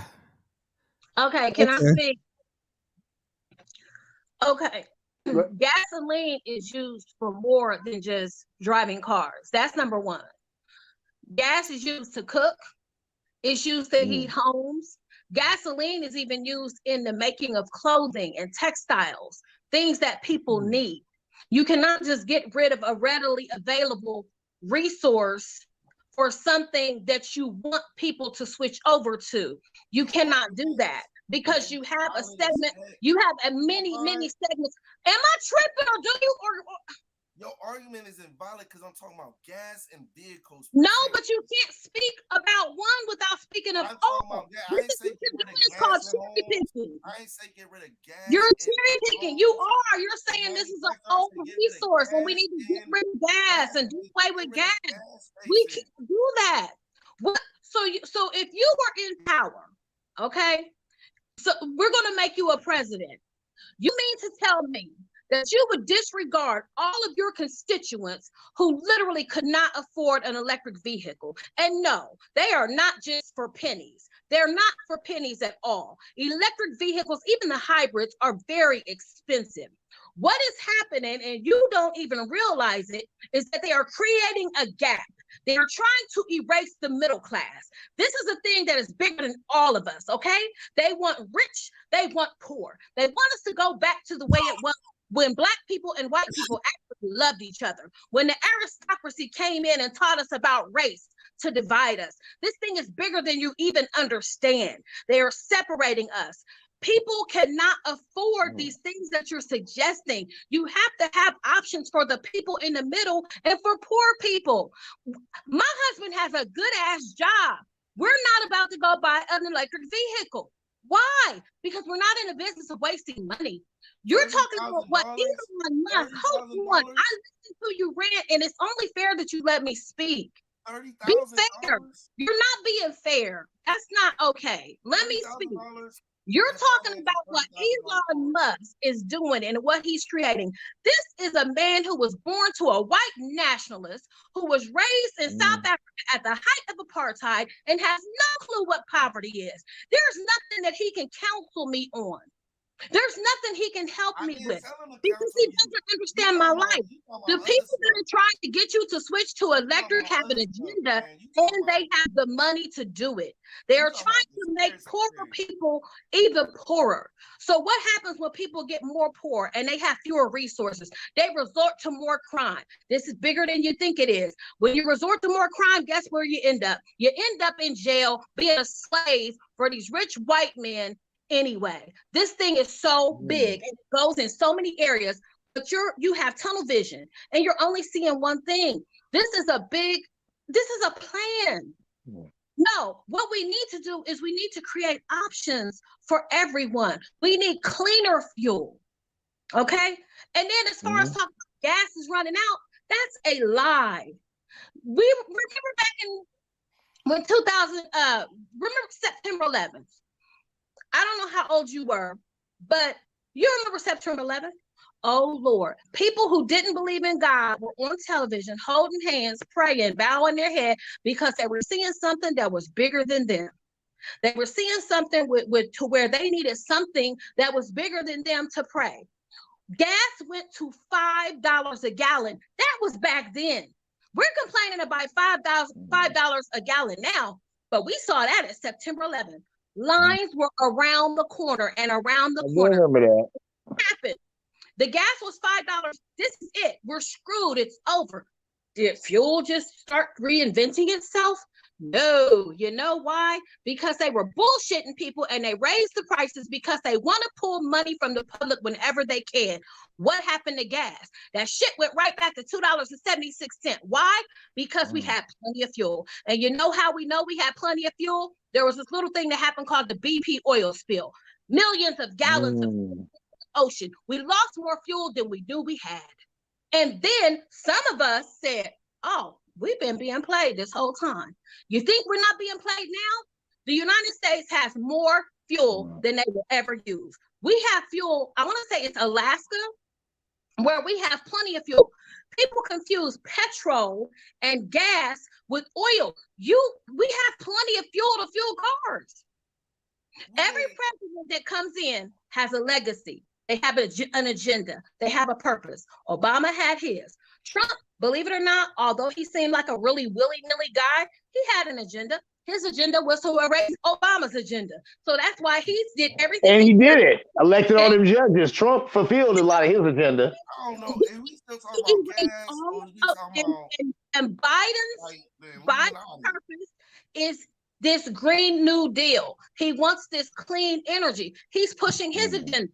Electric cars, all these different things that are going to be very costly to the public. They're going to provide jobs. They're going to provide jobs to certain people. There's going to be a whole bunch of black folks getting those jobs. Trust and believe, because it's going to take a certain type of person and it's going to take a certain level of education to do these jobs. Don't be fooled. And we have the fuel to do it. But this is his shining moment. This is his thing that he wants to push. Kids were dying in school and he's still talking about clean energy. Like, what is this? He's talking about are we talking about real stuff, or are we talking about what we think is happening? Because realistically, all I've seen since I was born is people complaining about gas and people not switching over to a better source. Gas prices fluctuate based on what the government wants to do with it. The middle class, all that stuff. I don't really. It's a reality. The middle class hasn't existed to me since I was born. I don't know what a middle class is. To me, you're all poor. You're either rich or poor. And that's how I'm saying. I ain't seen a middle class. Hey, that's fair though. That's fair. No. I'm middle class. No, you're poor. No. You either can afford it all or you can't afford it. No. No, you're wrong. You're wrong. Somebody or everybody work for you. You're wrong. Because you got people laying on a sidewalk right now. And you got me who can go wherever I want to and do whatever I want to. Can I go buy a Patek Philippe? Can I go buy a $100,000 Rolex? No, I cannot. And I will counter your statement. There is a middle class. They're trying to raise it. And work and get what you got. They can too. They're trying to erase the middle class.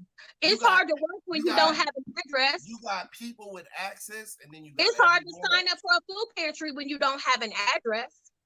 You have people that are getting turned away because they don't have the proper credentials and the proper information to get assistance that is allotted for people who are in their position.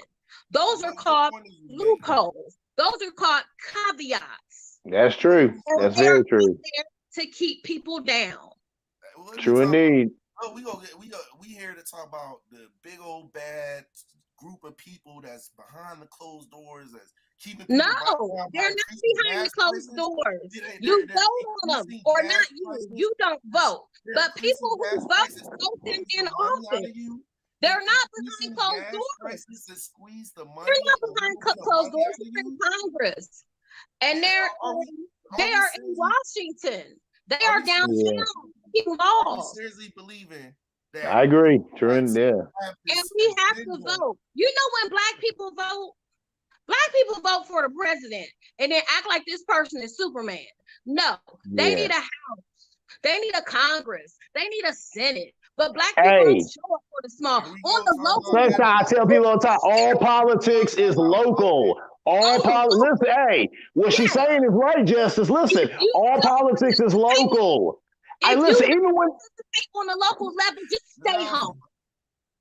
Even when Barack Obama was president, I was like, that's cool, but who cares if you have a Democratic president when your mayor is a Republican, when your governor is a Republican. The state legislature here in Ohio has been Republican ran from forever. So what do we care if we got a Democratic in the presidency? It don't make a difference. Do you know how many filibusters they had when Barack Obama was in office? Those folks was eating lunch, tap dancing, had hourglasses. They filibustered. Why? Because he did not have a group of people to help him. That is the reason why y'all would sit here right now and say that Joe Biden is ineffective, because he has people in there who are making him ineffective, like Joe Manchin, like Christine Sinema. See, these are names that y'all may or may have heard, may or may not have heard. Those two people are thwarting his whole plan. And that's the thing. You hear these names. And listen, and because they're not, they're what they are is Republicans in Democrat clothing. These people are full of ish, is what they are. And Joe Manchin, he owns a coal company, so he's making money off of fossil fuel. Why would he want to see it go anywhere? So he ain't supporting that Green New Deal. And Kristen Sinema, she's just a power hungry young broad who up there in Congress and doing her thing. But see, this is my point. You don't hear about these people, but those are the people who are thwarting Joe Biden's plans. So while you sit there, they call Sleepy Joe, say he ain't doing nothing, he trying. But the majority that they have is so narrow. It's narrow to where those two votes are stopping everything. It's and not that's his because fault. People didn't vote on the local level. You got to have landslides during local elections, just like you do during the presidential election. You have to have a supporting cast. And you know how they call them rhinos? They say Republican in name only. Joe Manchin is a Democrat in name only. He's a dino. I was sit there to cause a disruption. He's a disruptor, if you ask me. They should have been trying to get that dude out, because he has done nothing to help the Democratic Party. Yes. Everything that Joe Biden suggests, Manchin rebuttal. Yes. Yes. Hold on, Justice. Your mic is out again. Your mic.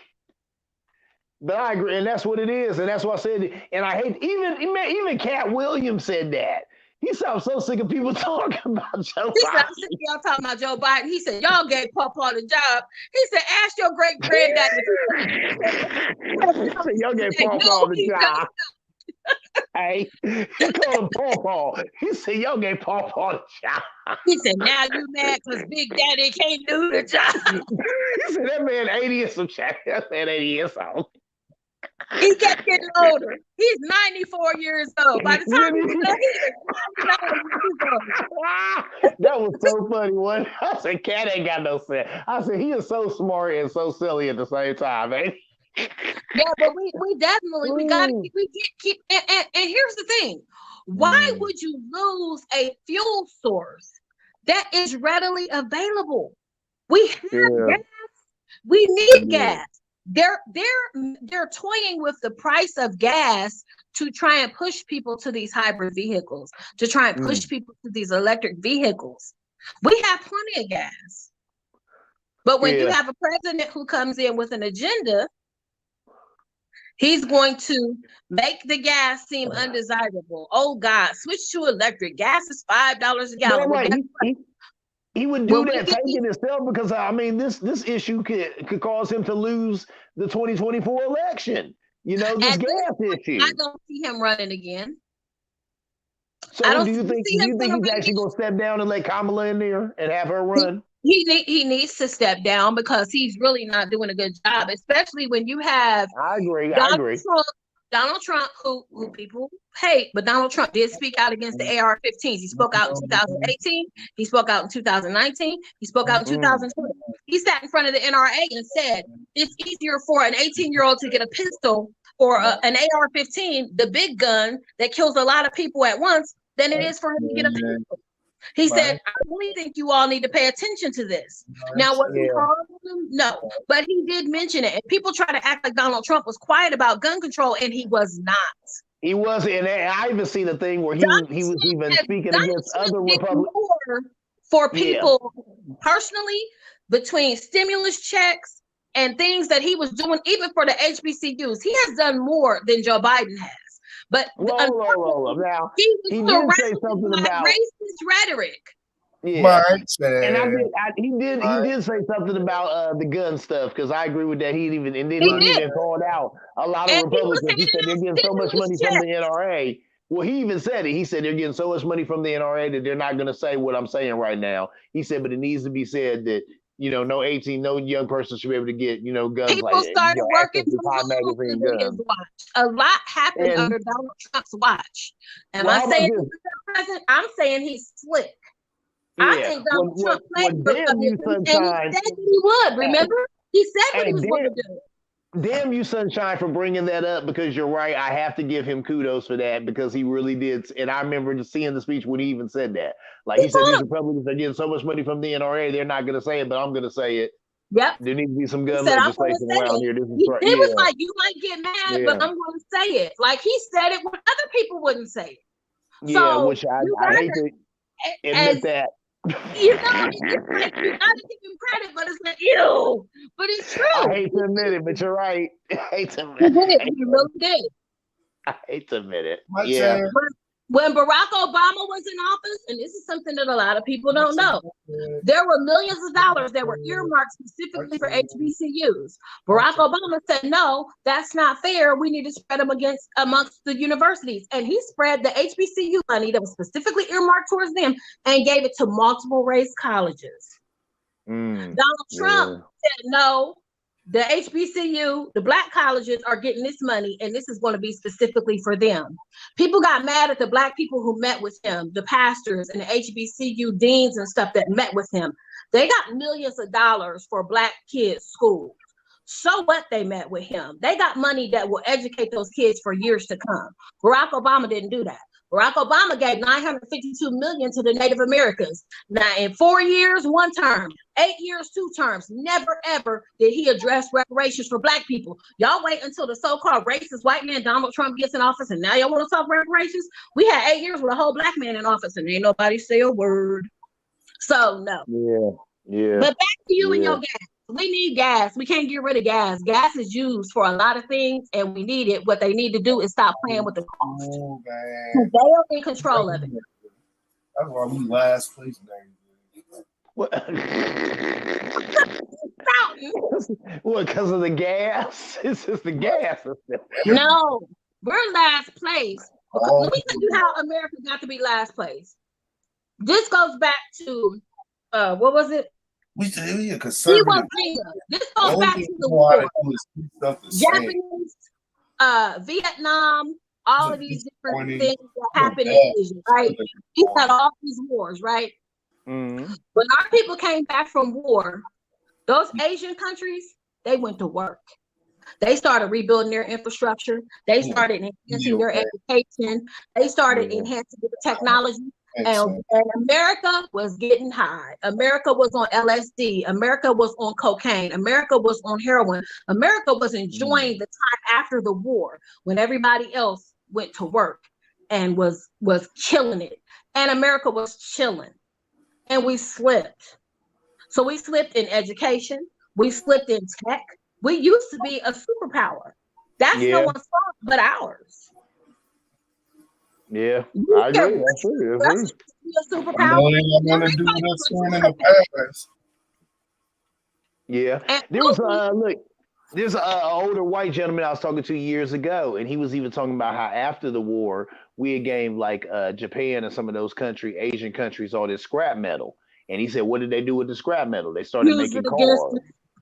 They started making cars, and those same cars they sold to us. And it was the cars, them Hondas and all of it, that even my dad and everybody else in America riding around with, because that's what they, like you just said, they got that scrap metal that we gave them. America, we gave them this scrap metal, and they started making cars. America constantly shoots itself in the foot. Constantly. Another case in point. You have people saying, they're taking our jobs. Get these Mexicans out of here. Get these so-and-sos out of here. They're taking our jobs. No. When I worked for Bice's Fund Services, I was a transfer agent. And when I got ready to leave the company, one of the reasons why I left is they created this thing called Office Tiger. Now, whenever you hear tiger or snake or anything like that, there's some Indians around. It's something about to go down, right? Office Tiger was where people like me were training people in India to do my job. It wasn't a problem for me because my job was secure. Citibank got rid of like 100 and some people after I left. Why? Because they outsourced the jobs to India. No one is taking our jobs. We're giving them away because Americans, they want to have it both ways. They want to shout, proud to be an American, but then they want to send the jobs to India because it's cheaper for them. Cheap labor. Blame rich white men who outsource the jobs for our fuel problems, our economic issues, our lack of jobs, and again, Donald Trump. Y'all gonna make me fool around and be ready to vote for this man. Donald Trump said they have us over a barrel. He was not lying. Donald Trump said we need to take our country back and get our jobs back. He was not lying. He said China had us by the balls. He was not lying. Look around your house. The things we use to make the things we use come from China. True indeed. Everything's made in China. I agree with tonight. But still, we can't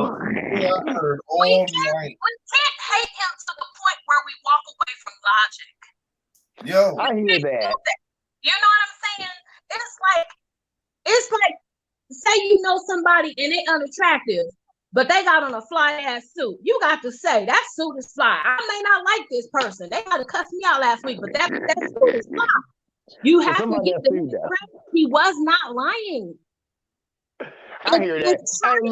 He's mad at us. We're toast. I even told a conservative friend of mine, I said, look, I'm not gonna lie, even like isolationism. I don't necessarily agree with that, but at the same time, I don't like the fact that we give Egypt $1 billion a year and we got people sleeping in boxes here. And you know, that's just one example of all this, all this foreign money we give out. Billions. But they couldn't do another stimulus for the people who were still. You got people now with something called Trump was against that. Trump came out against that extra money that they gave to Ukraine. And I don't agree with Trump, but I do agree with that. So See, the more you think about the stuff that he is saying and the things he's done, he was really doing some stuff. And like I said, he played his racist base. He played the crap out of them. But he knew who he needed to get in because he said years back, if I ever ran for president, I'd run as a Republican because they're dumb enough to put me in office. And they did. All of them claimed that video was photoshopped. I was like, it ain't photoshopped, man. That was him. That was him. Yeah, they swear them down that was photoshopped. They needed to say that to make themselves feel better because really, if it is real, they know they got played. Exactly. Yeah, at the end of the day. But I do agree with that. I mean, you know, that is what it is. I mean, that fossil fuel thing is going on for a while. You know, you got people like AOC and some of those other people are, you know, pushing that. I don't know. I agree with that, but I agree with like a lot of people have said we just need to do it incrementally. It ain't nothing you do overnight. Do it gradually. It gotta be gradually. Today, like, man, we all be screwed. Like all this, but we're already taking the things that you're suggesting. We're already doing. Get rid of it. Like we have to work towards that. I don't believe. Yeah, gradually. Well, we're already working towards it. You see all these plug-in cars. You see the Teslas. You see the hybrids. You see. Then why are we fighting progression? I don't understand it. We all on the same. What are we arguing about? The progression is all that America needs. We gotta stay up top. Oh yeah, true indeed. Yeah, like there's no reason we should be experiencing the most birth defects and not abortions, but yeah, stillbirths and shit. Why are we behind on stuff?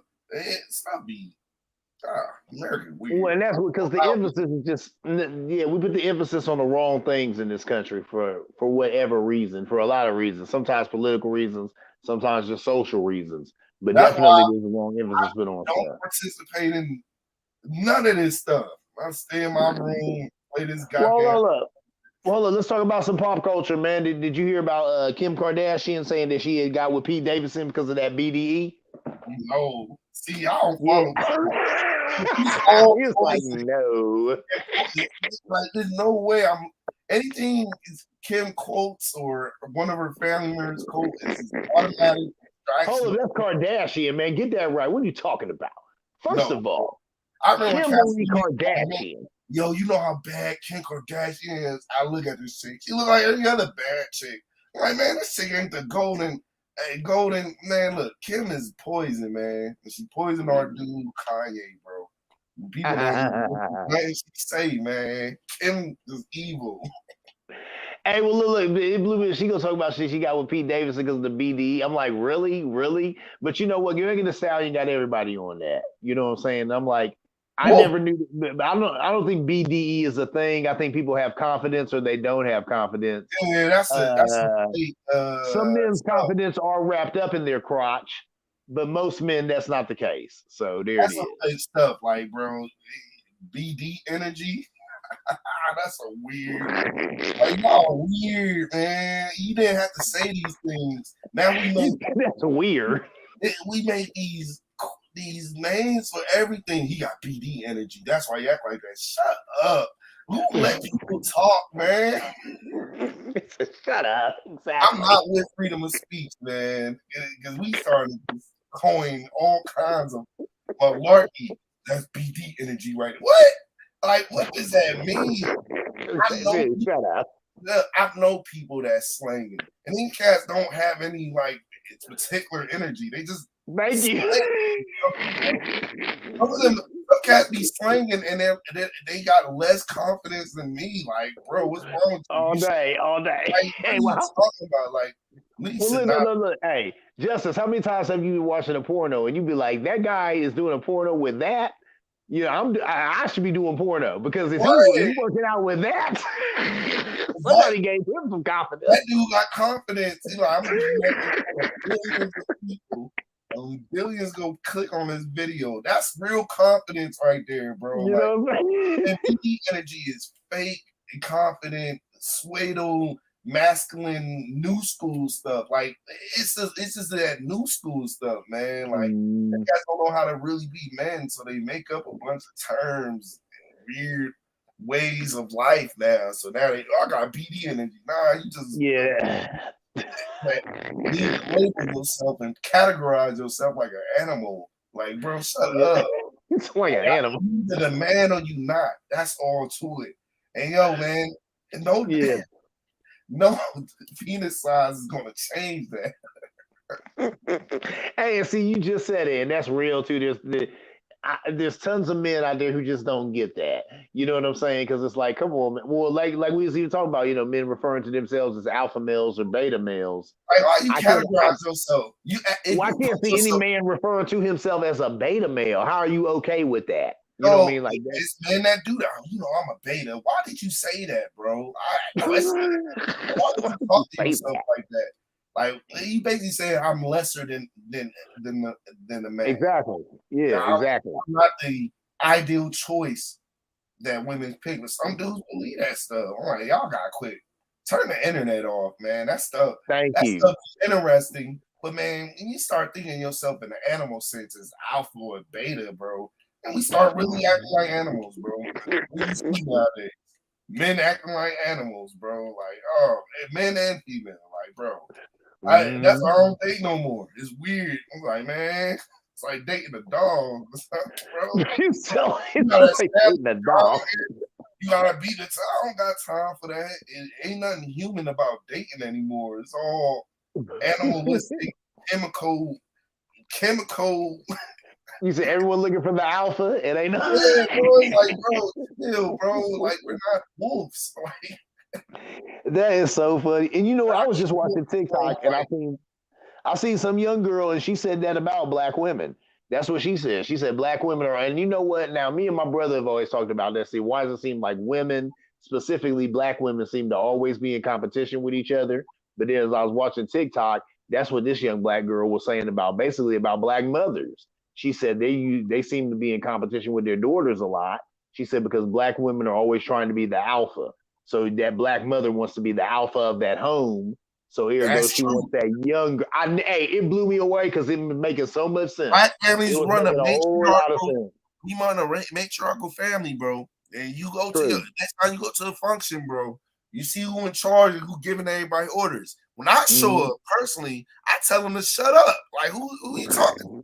Because what I realized is what happened was most of the men either ran away or they became docile to the point they like, I don't want no trouble. So I just agree with everything. This is bad for men because then now at this point we just getting walked on and disrespected half the time. I see men doing amazing things just to hear his wife or his girl complain. I'm like, man, tell her to shut up, man. I go to my family, telling my sisters, my aunt, my cousins, shut up. You're not gonna run me. I'm not your baby dad. I'm not whoever the heck you mad at in life. Shut up. I'm not gonna pick that up unless you talk to me nice. You pick that heavy thing up and move it. Yeah, we can work together or we can work separate. That's how I run. I ain't about to be this docile loser. Oh, you know, them are queens. And shut up. You shut up, bro. Shut up. Bro, when you go to a cookout, man, you ever had somebody telling you how to grill, but they don't know nothing about grilling? Like, what are you doing over here? Shut up. And then throw you on the grill with this food. Like, shut up, bro. That's what I noticed, man. I done learned this recently, actually. I was like, oh, man, presence is needed. I go out. I'm dating this girl. Her sister and her cousins have this dramatic night. We chilling watching, movies and stuff. So I'm like, 2:00 in the morning, she like, oh, I gotta go help my sister out and stuff. And I was gonna say no. I'm like, I ain't about to go out here. I was like, you know what? 2 in the morning. It seemed like I knew the people. So I'm like, all right, let me go out here and straighten everybody out. I'm in the car chilling, man. I'm like, there she go at Taco Bell right there. Get in the car with her cousin who started the whole situation. So they pull up. All right, let's get her, and then let's go get your brother because he's apparently walking up the street looking for her in the dark. This is on Hamilton, where all that construction. Oh wow, okay, yeah. Let's get these people and let's go home. Yeah. We pull up the Taco Bell. Immediately, the whole alpha female competing thing immediately started taking off. I only waited 5 seconds. I'm like, oh, so they go actually try to fight in Taco Bell parking lot. Wow. Oh man, I was like, I'm tired yelling. No, get your asses in the car right now. There's people walking up the street looking for you. I'm talking to her little sister now, like I'm her daddy. Like, hey, then we out here because of you. Shut the fuck up and get in the car. Niggas ain't try to fight me. You ain't gonna talk to me. Niggas like, you know what? That nigga just spoke. I was like, they act like Moses. Jesus and Melvin. They felt it. I realized how important right there. I was like, it is important we speak up. All that docile, quiet stuff. I don't even like men like that no more. If I come around you, you docile, your woman, I look at you for 10 seconds, like, all right, maybe you try to be nice for me. Let me step away. And, you try to be nice, I ain't gonna embarrass you in front of company. But once you step away, I'm in the bathroom looking, I'm in the window, like, oh, he's still getting bitched around. I ain't gonna come around. What they call it, henpecked. Henpecked. Stand your ground and tell her she wrong or she tripping or she going too far.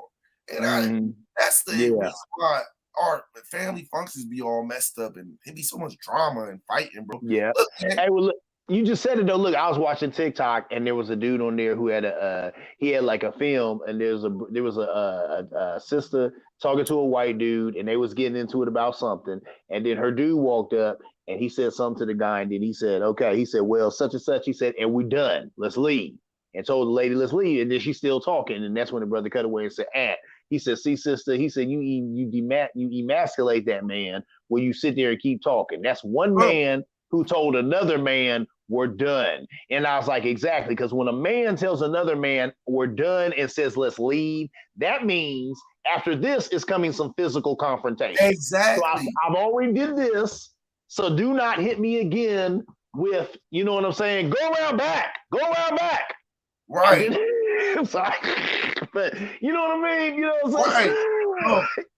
And I agree. Don't do that. You know what I'm saying? When your man, ladies, black women, when your man says we're done, you need to leave that confrontation too, because as a man to another man, he said the next step is me knocking your teeth out. But that's women don't have respect for the men around them that protect them, that love them. They don't care because we ain't nothing to them. So you can say, yo, we're done. And I don't want to say that, but I hear what you're saying.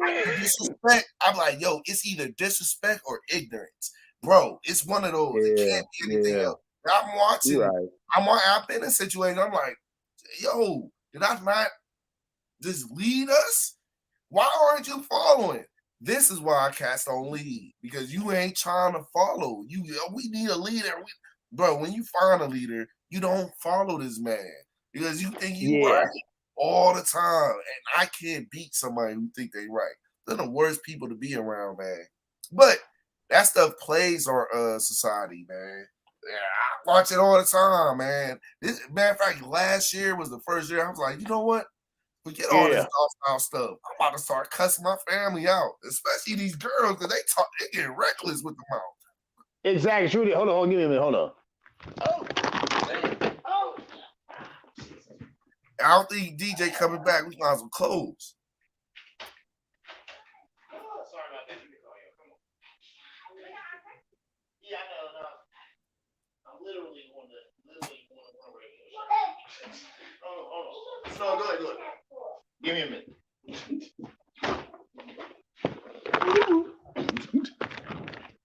Oh yeah.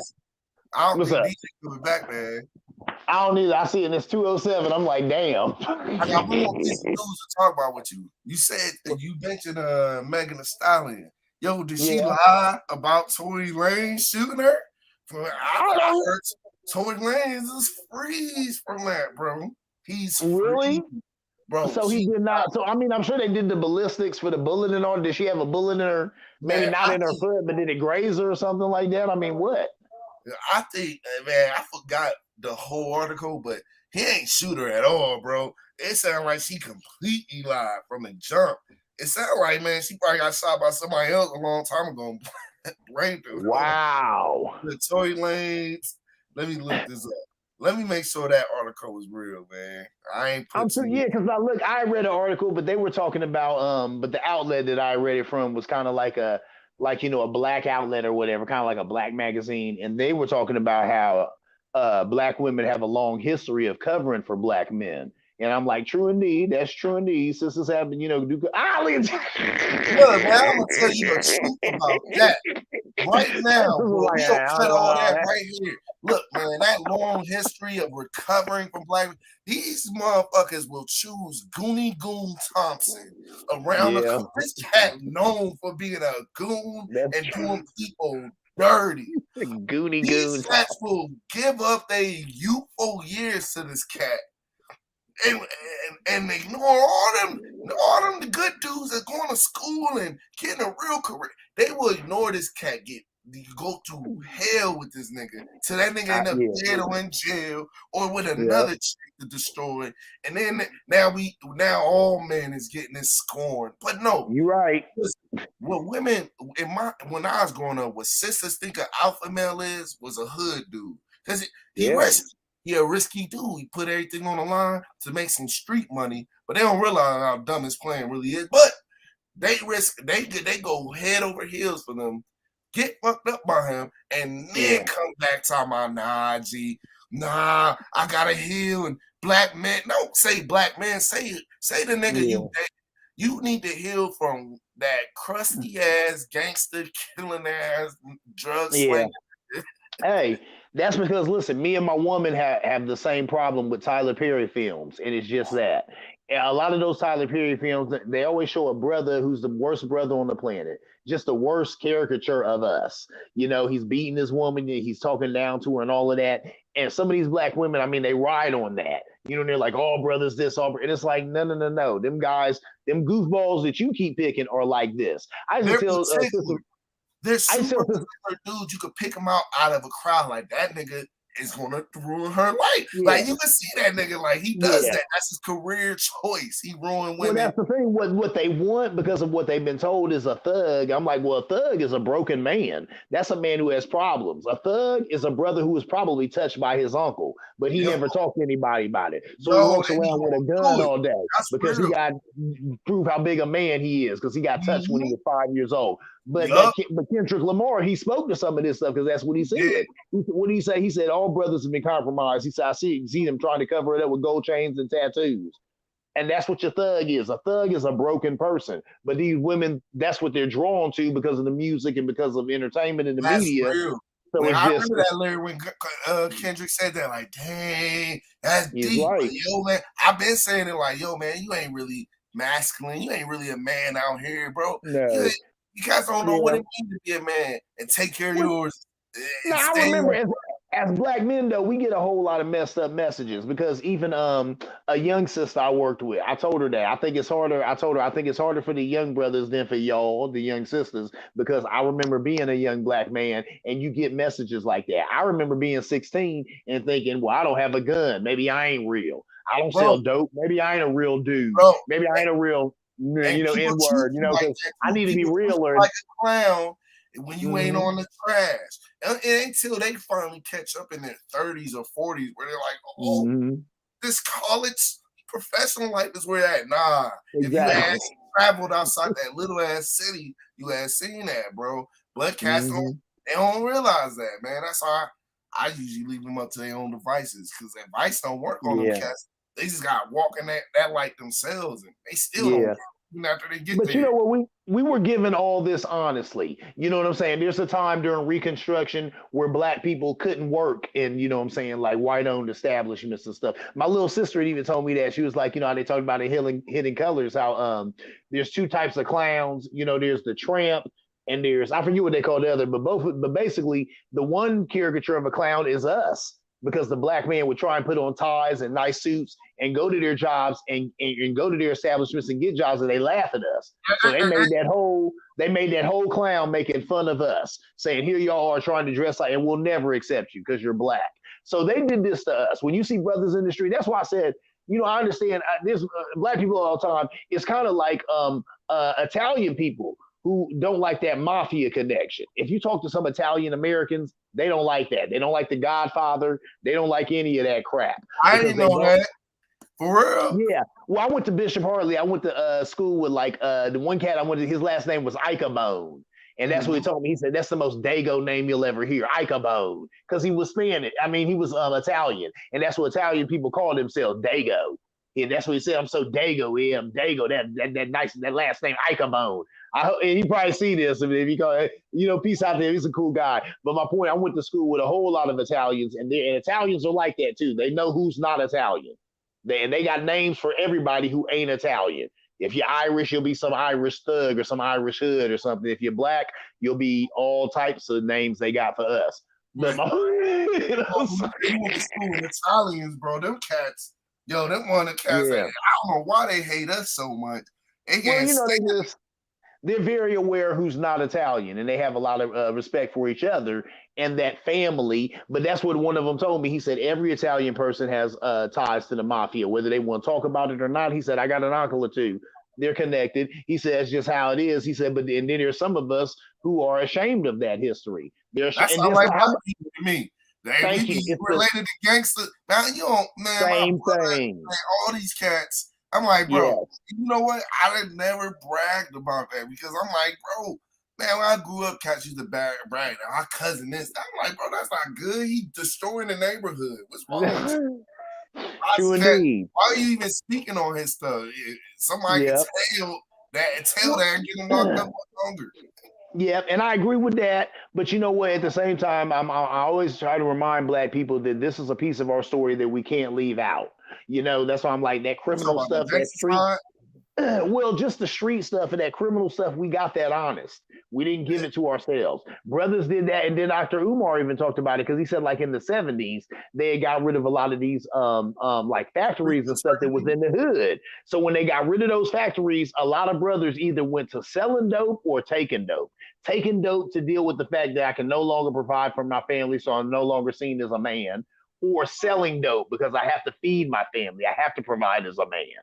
So those are the two positions they put us in, and a lot of us are still stuck in those two positions right now. So that's what happened, and that's my point. You know, there's a lot of us who want to write off that history. We can't because it's a part of our story, and we have to tell it. We have to tell it. We have to let it be known. You know. I do understand the whole. Look, they won't let us in. We gotta somehow make this work and feed our families and stuff. But man, I don't know, man. I still feel like Cascade did way better. Cascade, the fact that we depend on these systems so often, like, and I seen Black Minds work, innovative minds. They come up with ideas crazy ideas. Like this cat grilling on a truck and he coming to you. What? I seen that, yeah, true indeed. Open up a minivan and say, "Yo, come in and get a lineup." What? Here I come, bro. Bro, we always come up with crazy stuff. The candy lady in the project, like, man, don't go to the A-Rads. Come here. I got shells and everything. Like, what? So, when you I just feel like, yeah, I get it, man. We sold drugs to try to get through, but we didn't make any breakthroughs. In my opinion, man, I agree. We didn't. It was pointless. And after 5 years of trying it, and nobody really, like the majority of us getting into this game, not going nowhere with it, man, that's a suicide game. Like, bro, man, you either going to jail or you dying. Like, well, it's sad because if you look at it, here's the thing: Italians have organized crime, but with us, it's always been disorganized crime. And that's the difference. You know what? I remember watching back in the days, VH1 had these shows, Mafia Wives, and these were like wives and mafia. I know you've seen that show. And then do you remember that show, Growing Up Gotti? They had all of Gotti's grandchildren and all the stuff that they were doing. Nah. Well, my point is these shows existed because those Italian guys, when they did their stuff in the street, they were smart enough to keep some money back. And when they went to jail, like they knew they were going to jail, they always left their women with money, left their families with money. That's something we've never done. Black people, that's what I said, that's called organized crime. So when they were doing their crime, they already knew that, hey, guess what? I know what I'm doing is illegal. I'll probably get knocked by the police. Let me have some money back here to leave my family when I go to jail. Let me have some money back here to keep a lawyer on retainer. See what I'm saying? For years, we haven't done that.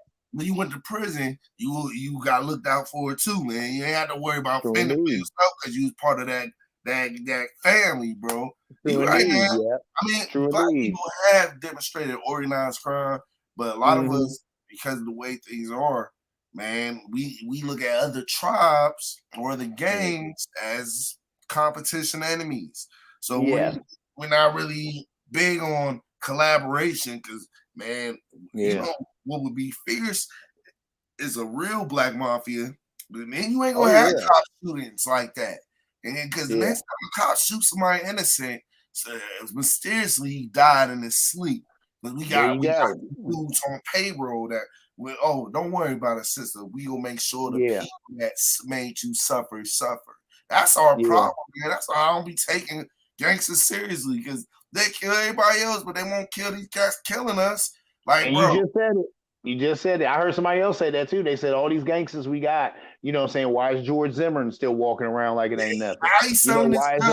This guy selling his guns, celebrating, man. Thank you. Why is Michael Brown's killer still walking around? Why is the brother who killed Eric Garner? Why is he not that brother, but that white cop? Who put him in the chokehold? Why is that guy still alive? And that's the thing. We got all these gangs, we got all these killers out here. You know what I'm saying? But you ain't gonna put no real work in for the nation. Make a little cute video so they can get likes and stuff. Like, man, get out here. I ain't helping you free your murderous cousin. He's still in jail, bro. Look, but we will pay y'all to get rid of some of these cats that's going. Man, all we need, we just need a message sent. We don't need to kill a bunch of people. We just need to kill a few people. Like, hey, stop that. They're like, hey, they ain't playing over there, man. We don't even know where the attacks is coming from. All we know is that somebody stuck in this cat crib off them in his sleep. That's how I've heard other people say that. They said that's why you don't see like Italian Americans getting blown away or Asian Americans getting blown away by police, because if they did, there'd be some retribution for that. Who's gonna mess with the Italian mafia, bro? But when it comes to us, there's no retribution. There's no. It's unorganized. It might be retribution, but it's gonna come super direct and loud, and he probably get shot before you get close to the killer. It ain't gonna be right. We need real gangster dudes to sit up on a roof 6 months after the killing off this Cassie, walk out the courthouse, and then go disappear. I don't even think it's okay to say all this stuff. They might be like, you incited riots. But, bro, I'm just saying, man. Love that. We need, but I agree.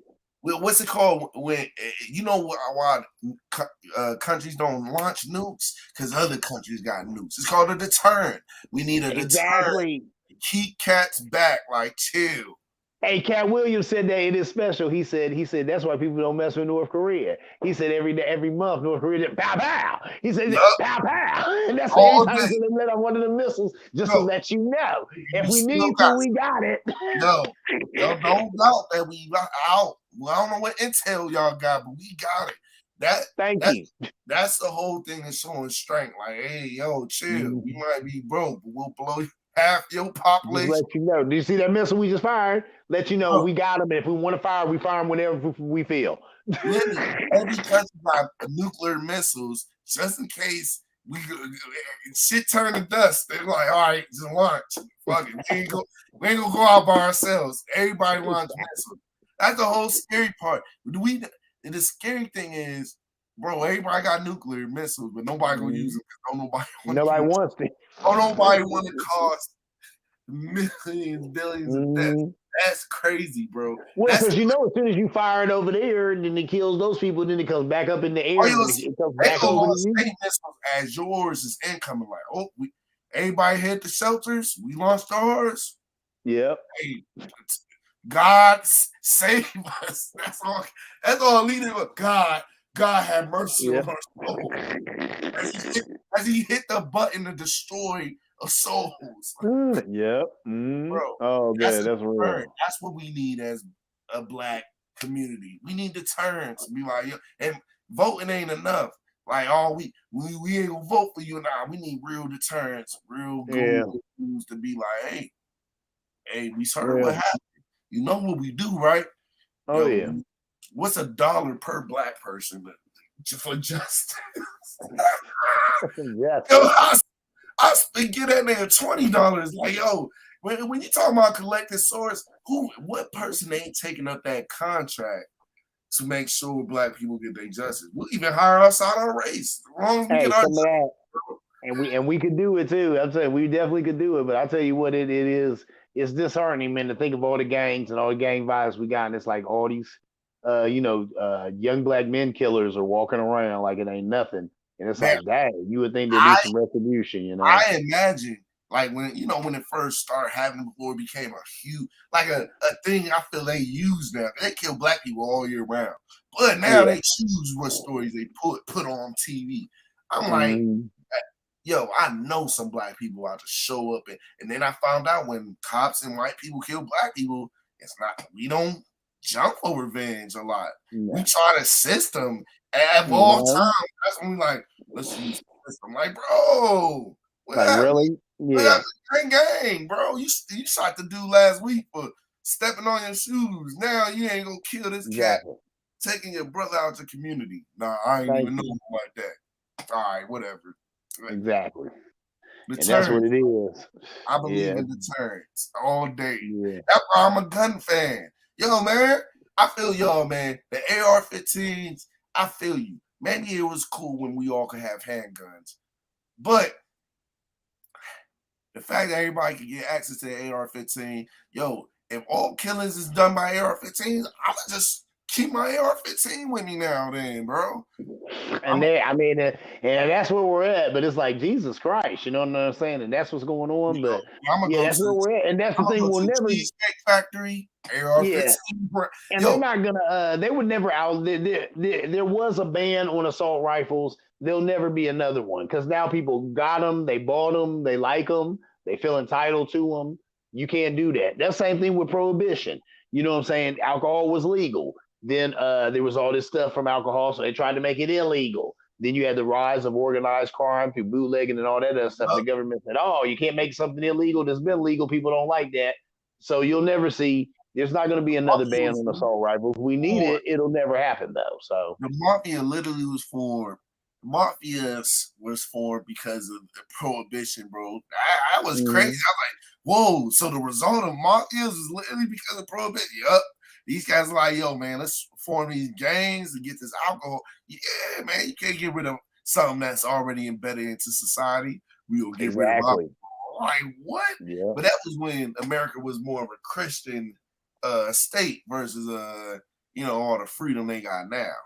Mm-hmm. Yeah. Like, oh, let's get rid of this. And then men had a bad rep for being drunks and beating on everybody, especially. Yeah.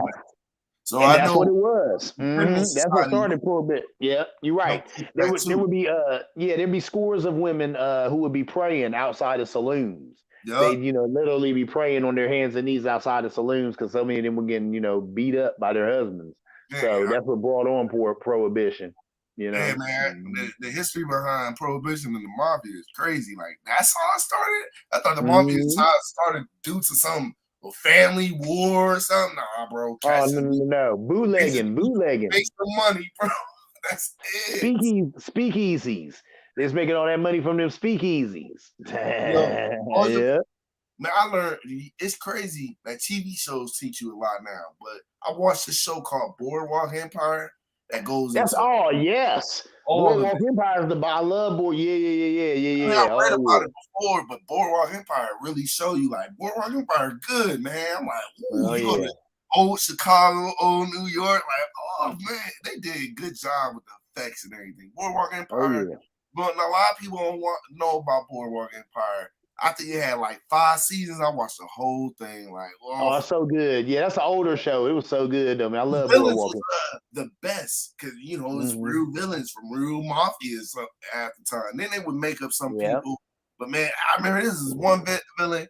Man, I liked how they would go. Like, yo, man, these villains they crazy, but they regular people. The one dude, he had a chick choking him. And man, it's crazy, bro. I like, why is they showing us? But they just showing you like, yo, man, it's the other side of this cat. Like, man, you're a freak, bro. We had a chick choking him and jacking him. I'm like, God dang, man, what is this? I was like, Boardwalk Empire is crazy because it's not like they don't just bring characters in and push them out. Everybody got a story and a history. And like you said, a lot of these people are ripped right from the pages of history, so that makes it dope too. I was watching what was I watching? Dang, what was the name of that, man? Because it had the black gangster in it, Bumpy Face Johnson.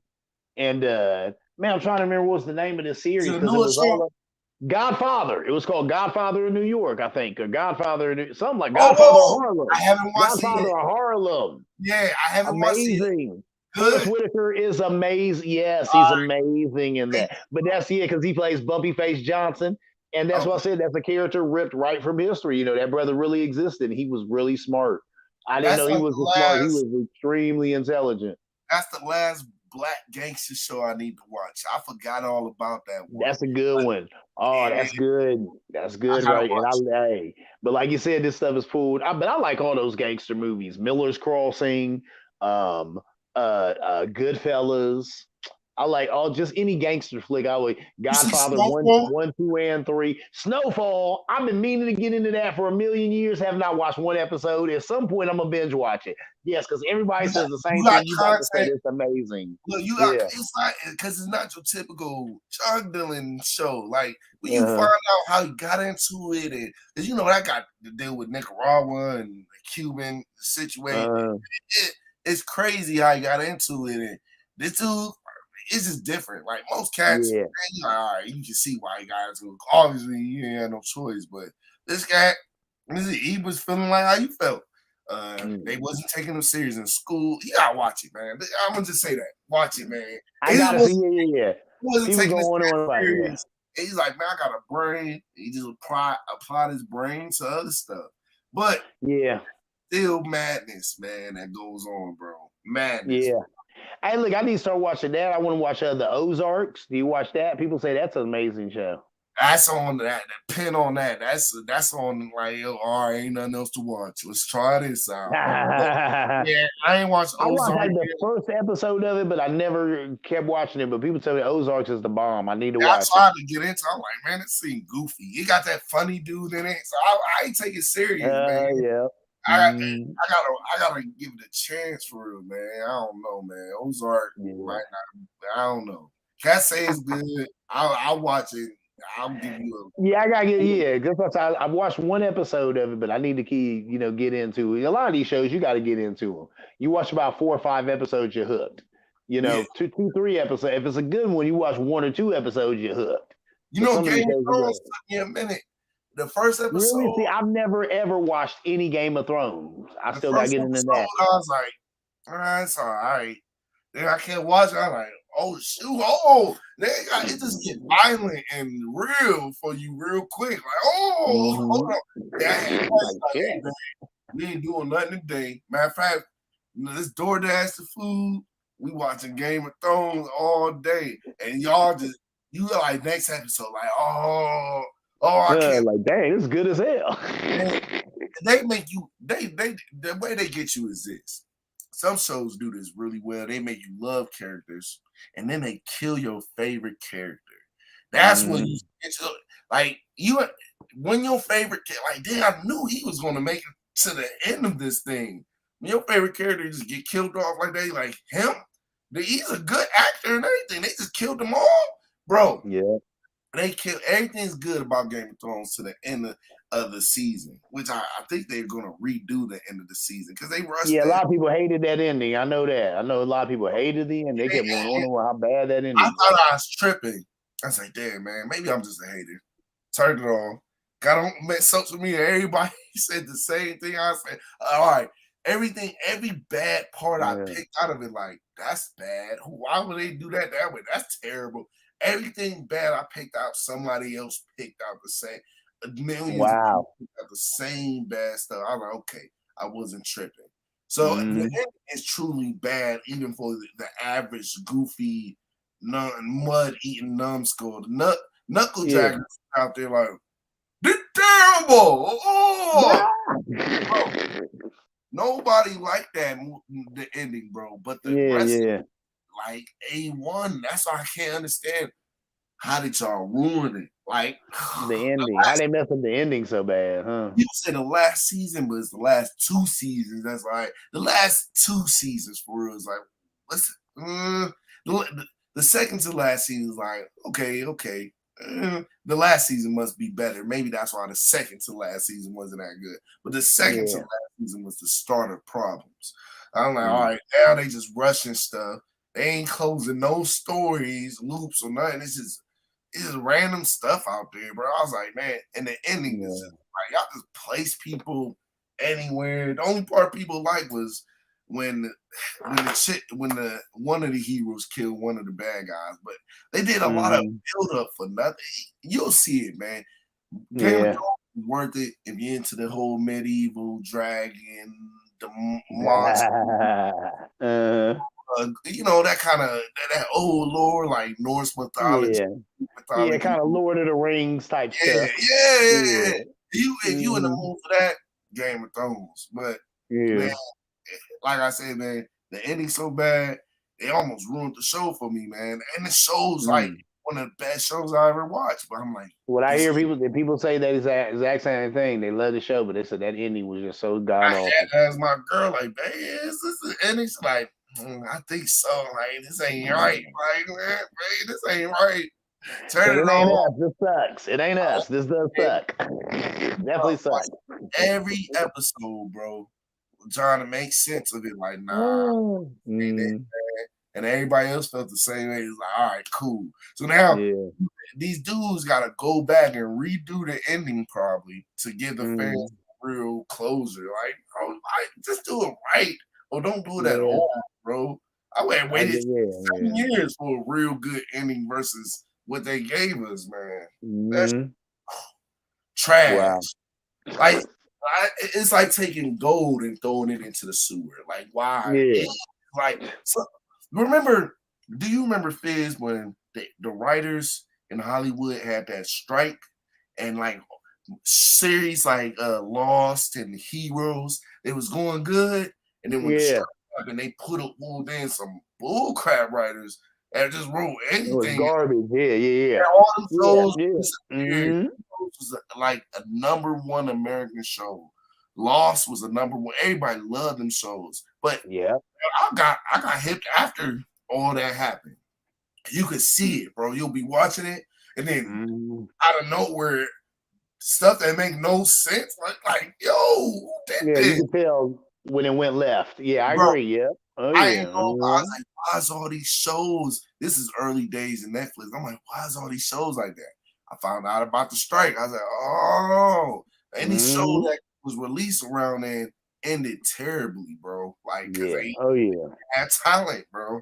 You see that some ringers. Put in some ringers. You see that in video games right now. Like, the video game industry screwed over developers so much that developers will work for themselves now because they okay.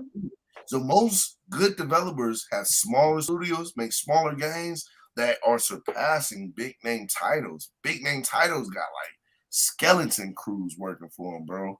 So these games, they're cool, but they're not.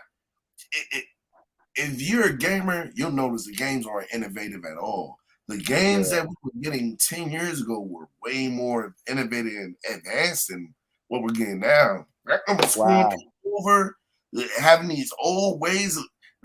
The gaming industry run things like old music business. Like, yo, why y'all screwing over the talent? You realize this nigga made you billions. Pay him more. Give him a break. Are you stupid? You know how hard that is. You see it everywhere. And every industry, man. Them old white people that want money be fucking it up. Like, even in football, like, bro, go sit back and collect. Why are you making choices on who to count because they quarter? It'd be bad. And that's like you said, they trying to just hoard all the money to themselves, you know. Stop all innovation. We don't want anything to get better. Keep it like it is now so we can continue to get better. And they would make more money if they fall back. Like, You don't even know. You don't even connect with people no more. You've been on a yacht for the last 9 months. You don't know people, right? Oh, well, the audience like this better. It's so bad now. Like, everything's mediocre now in video games, bro. This really is. That's deep. Dang. All right, man. Well, shoot, I'm out of here, man. I guess, Shoot, we'll do it again next weekend, I guess. Shoot, next Saturday. Sunday. I don't think we do Saturdays no more, people. Yeah. Next Sunday it's on, man. All right, peace. See you soon. See ya. All right. Woo.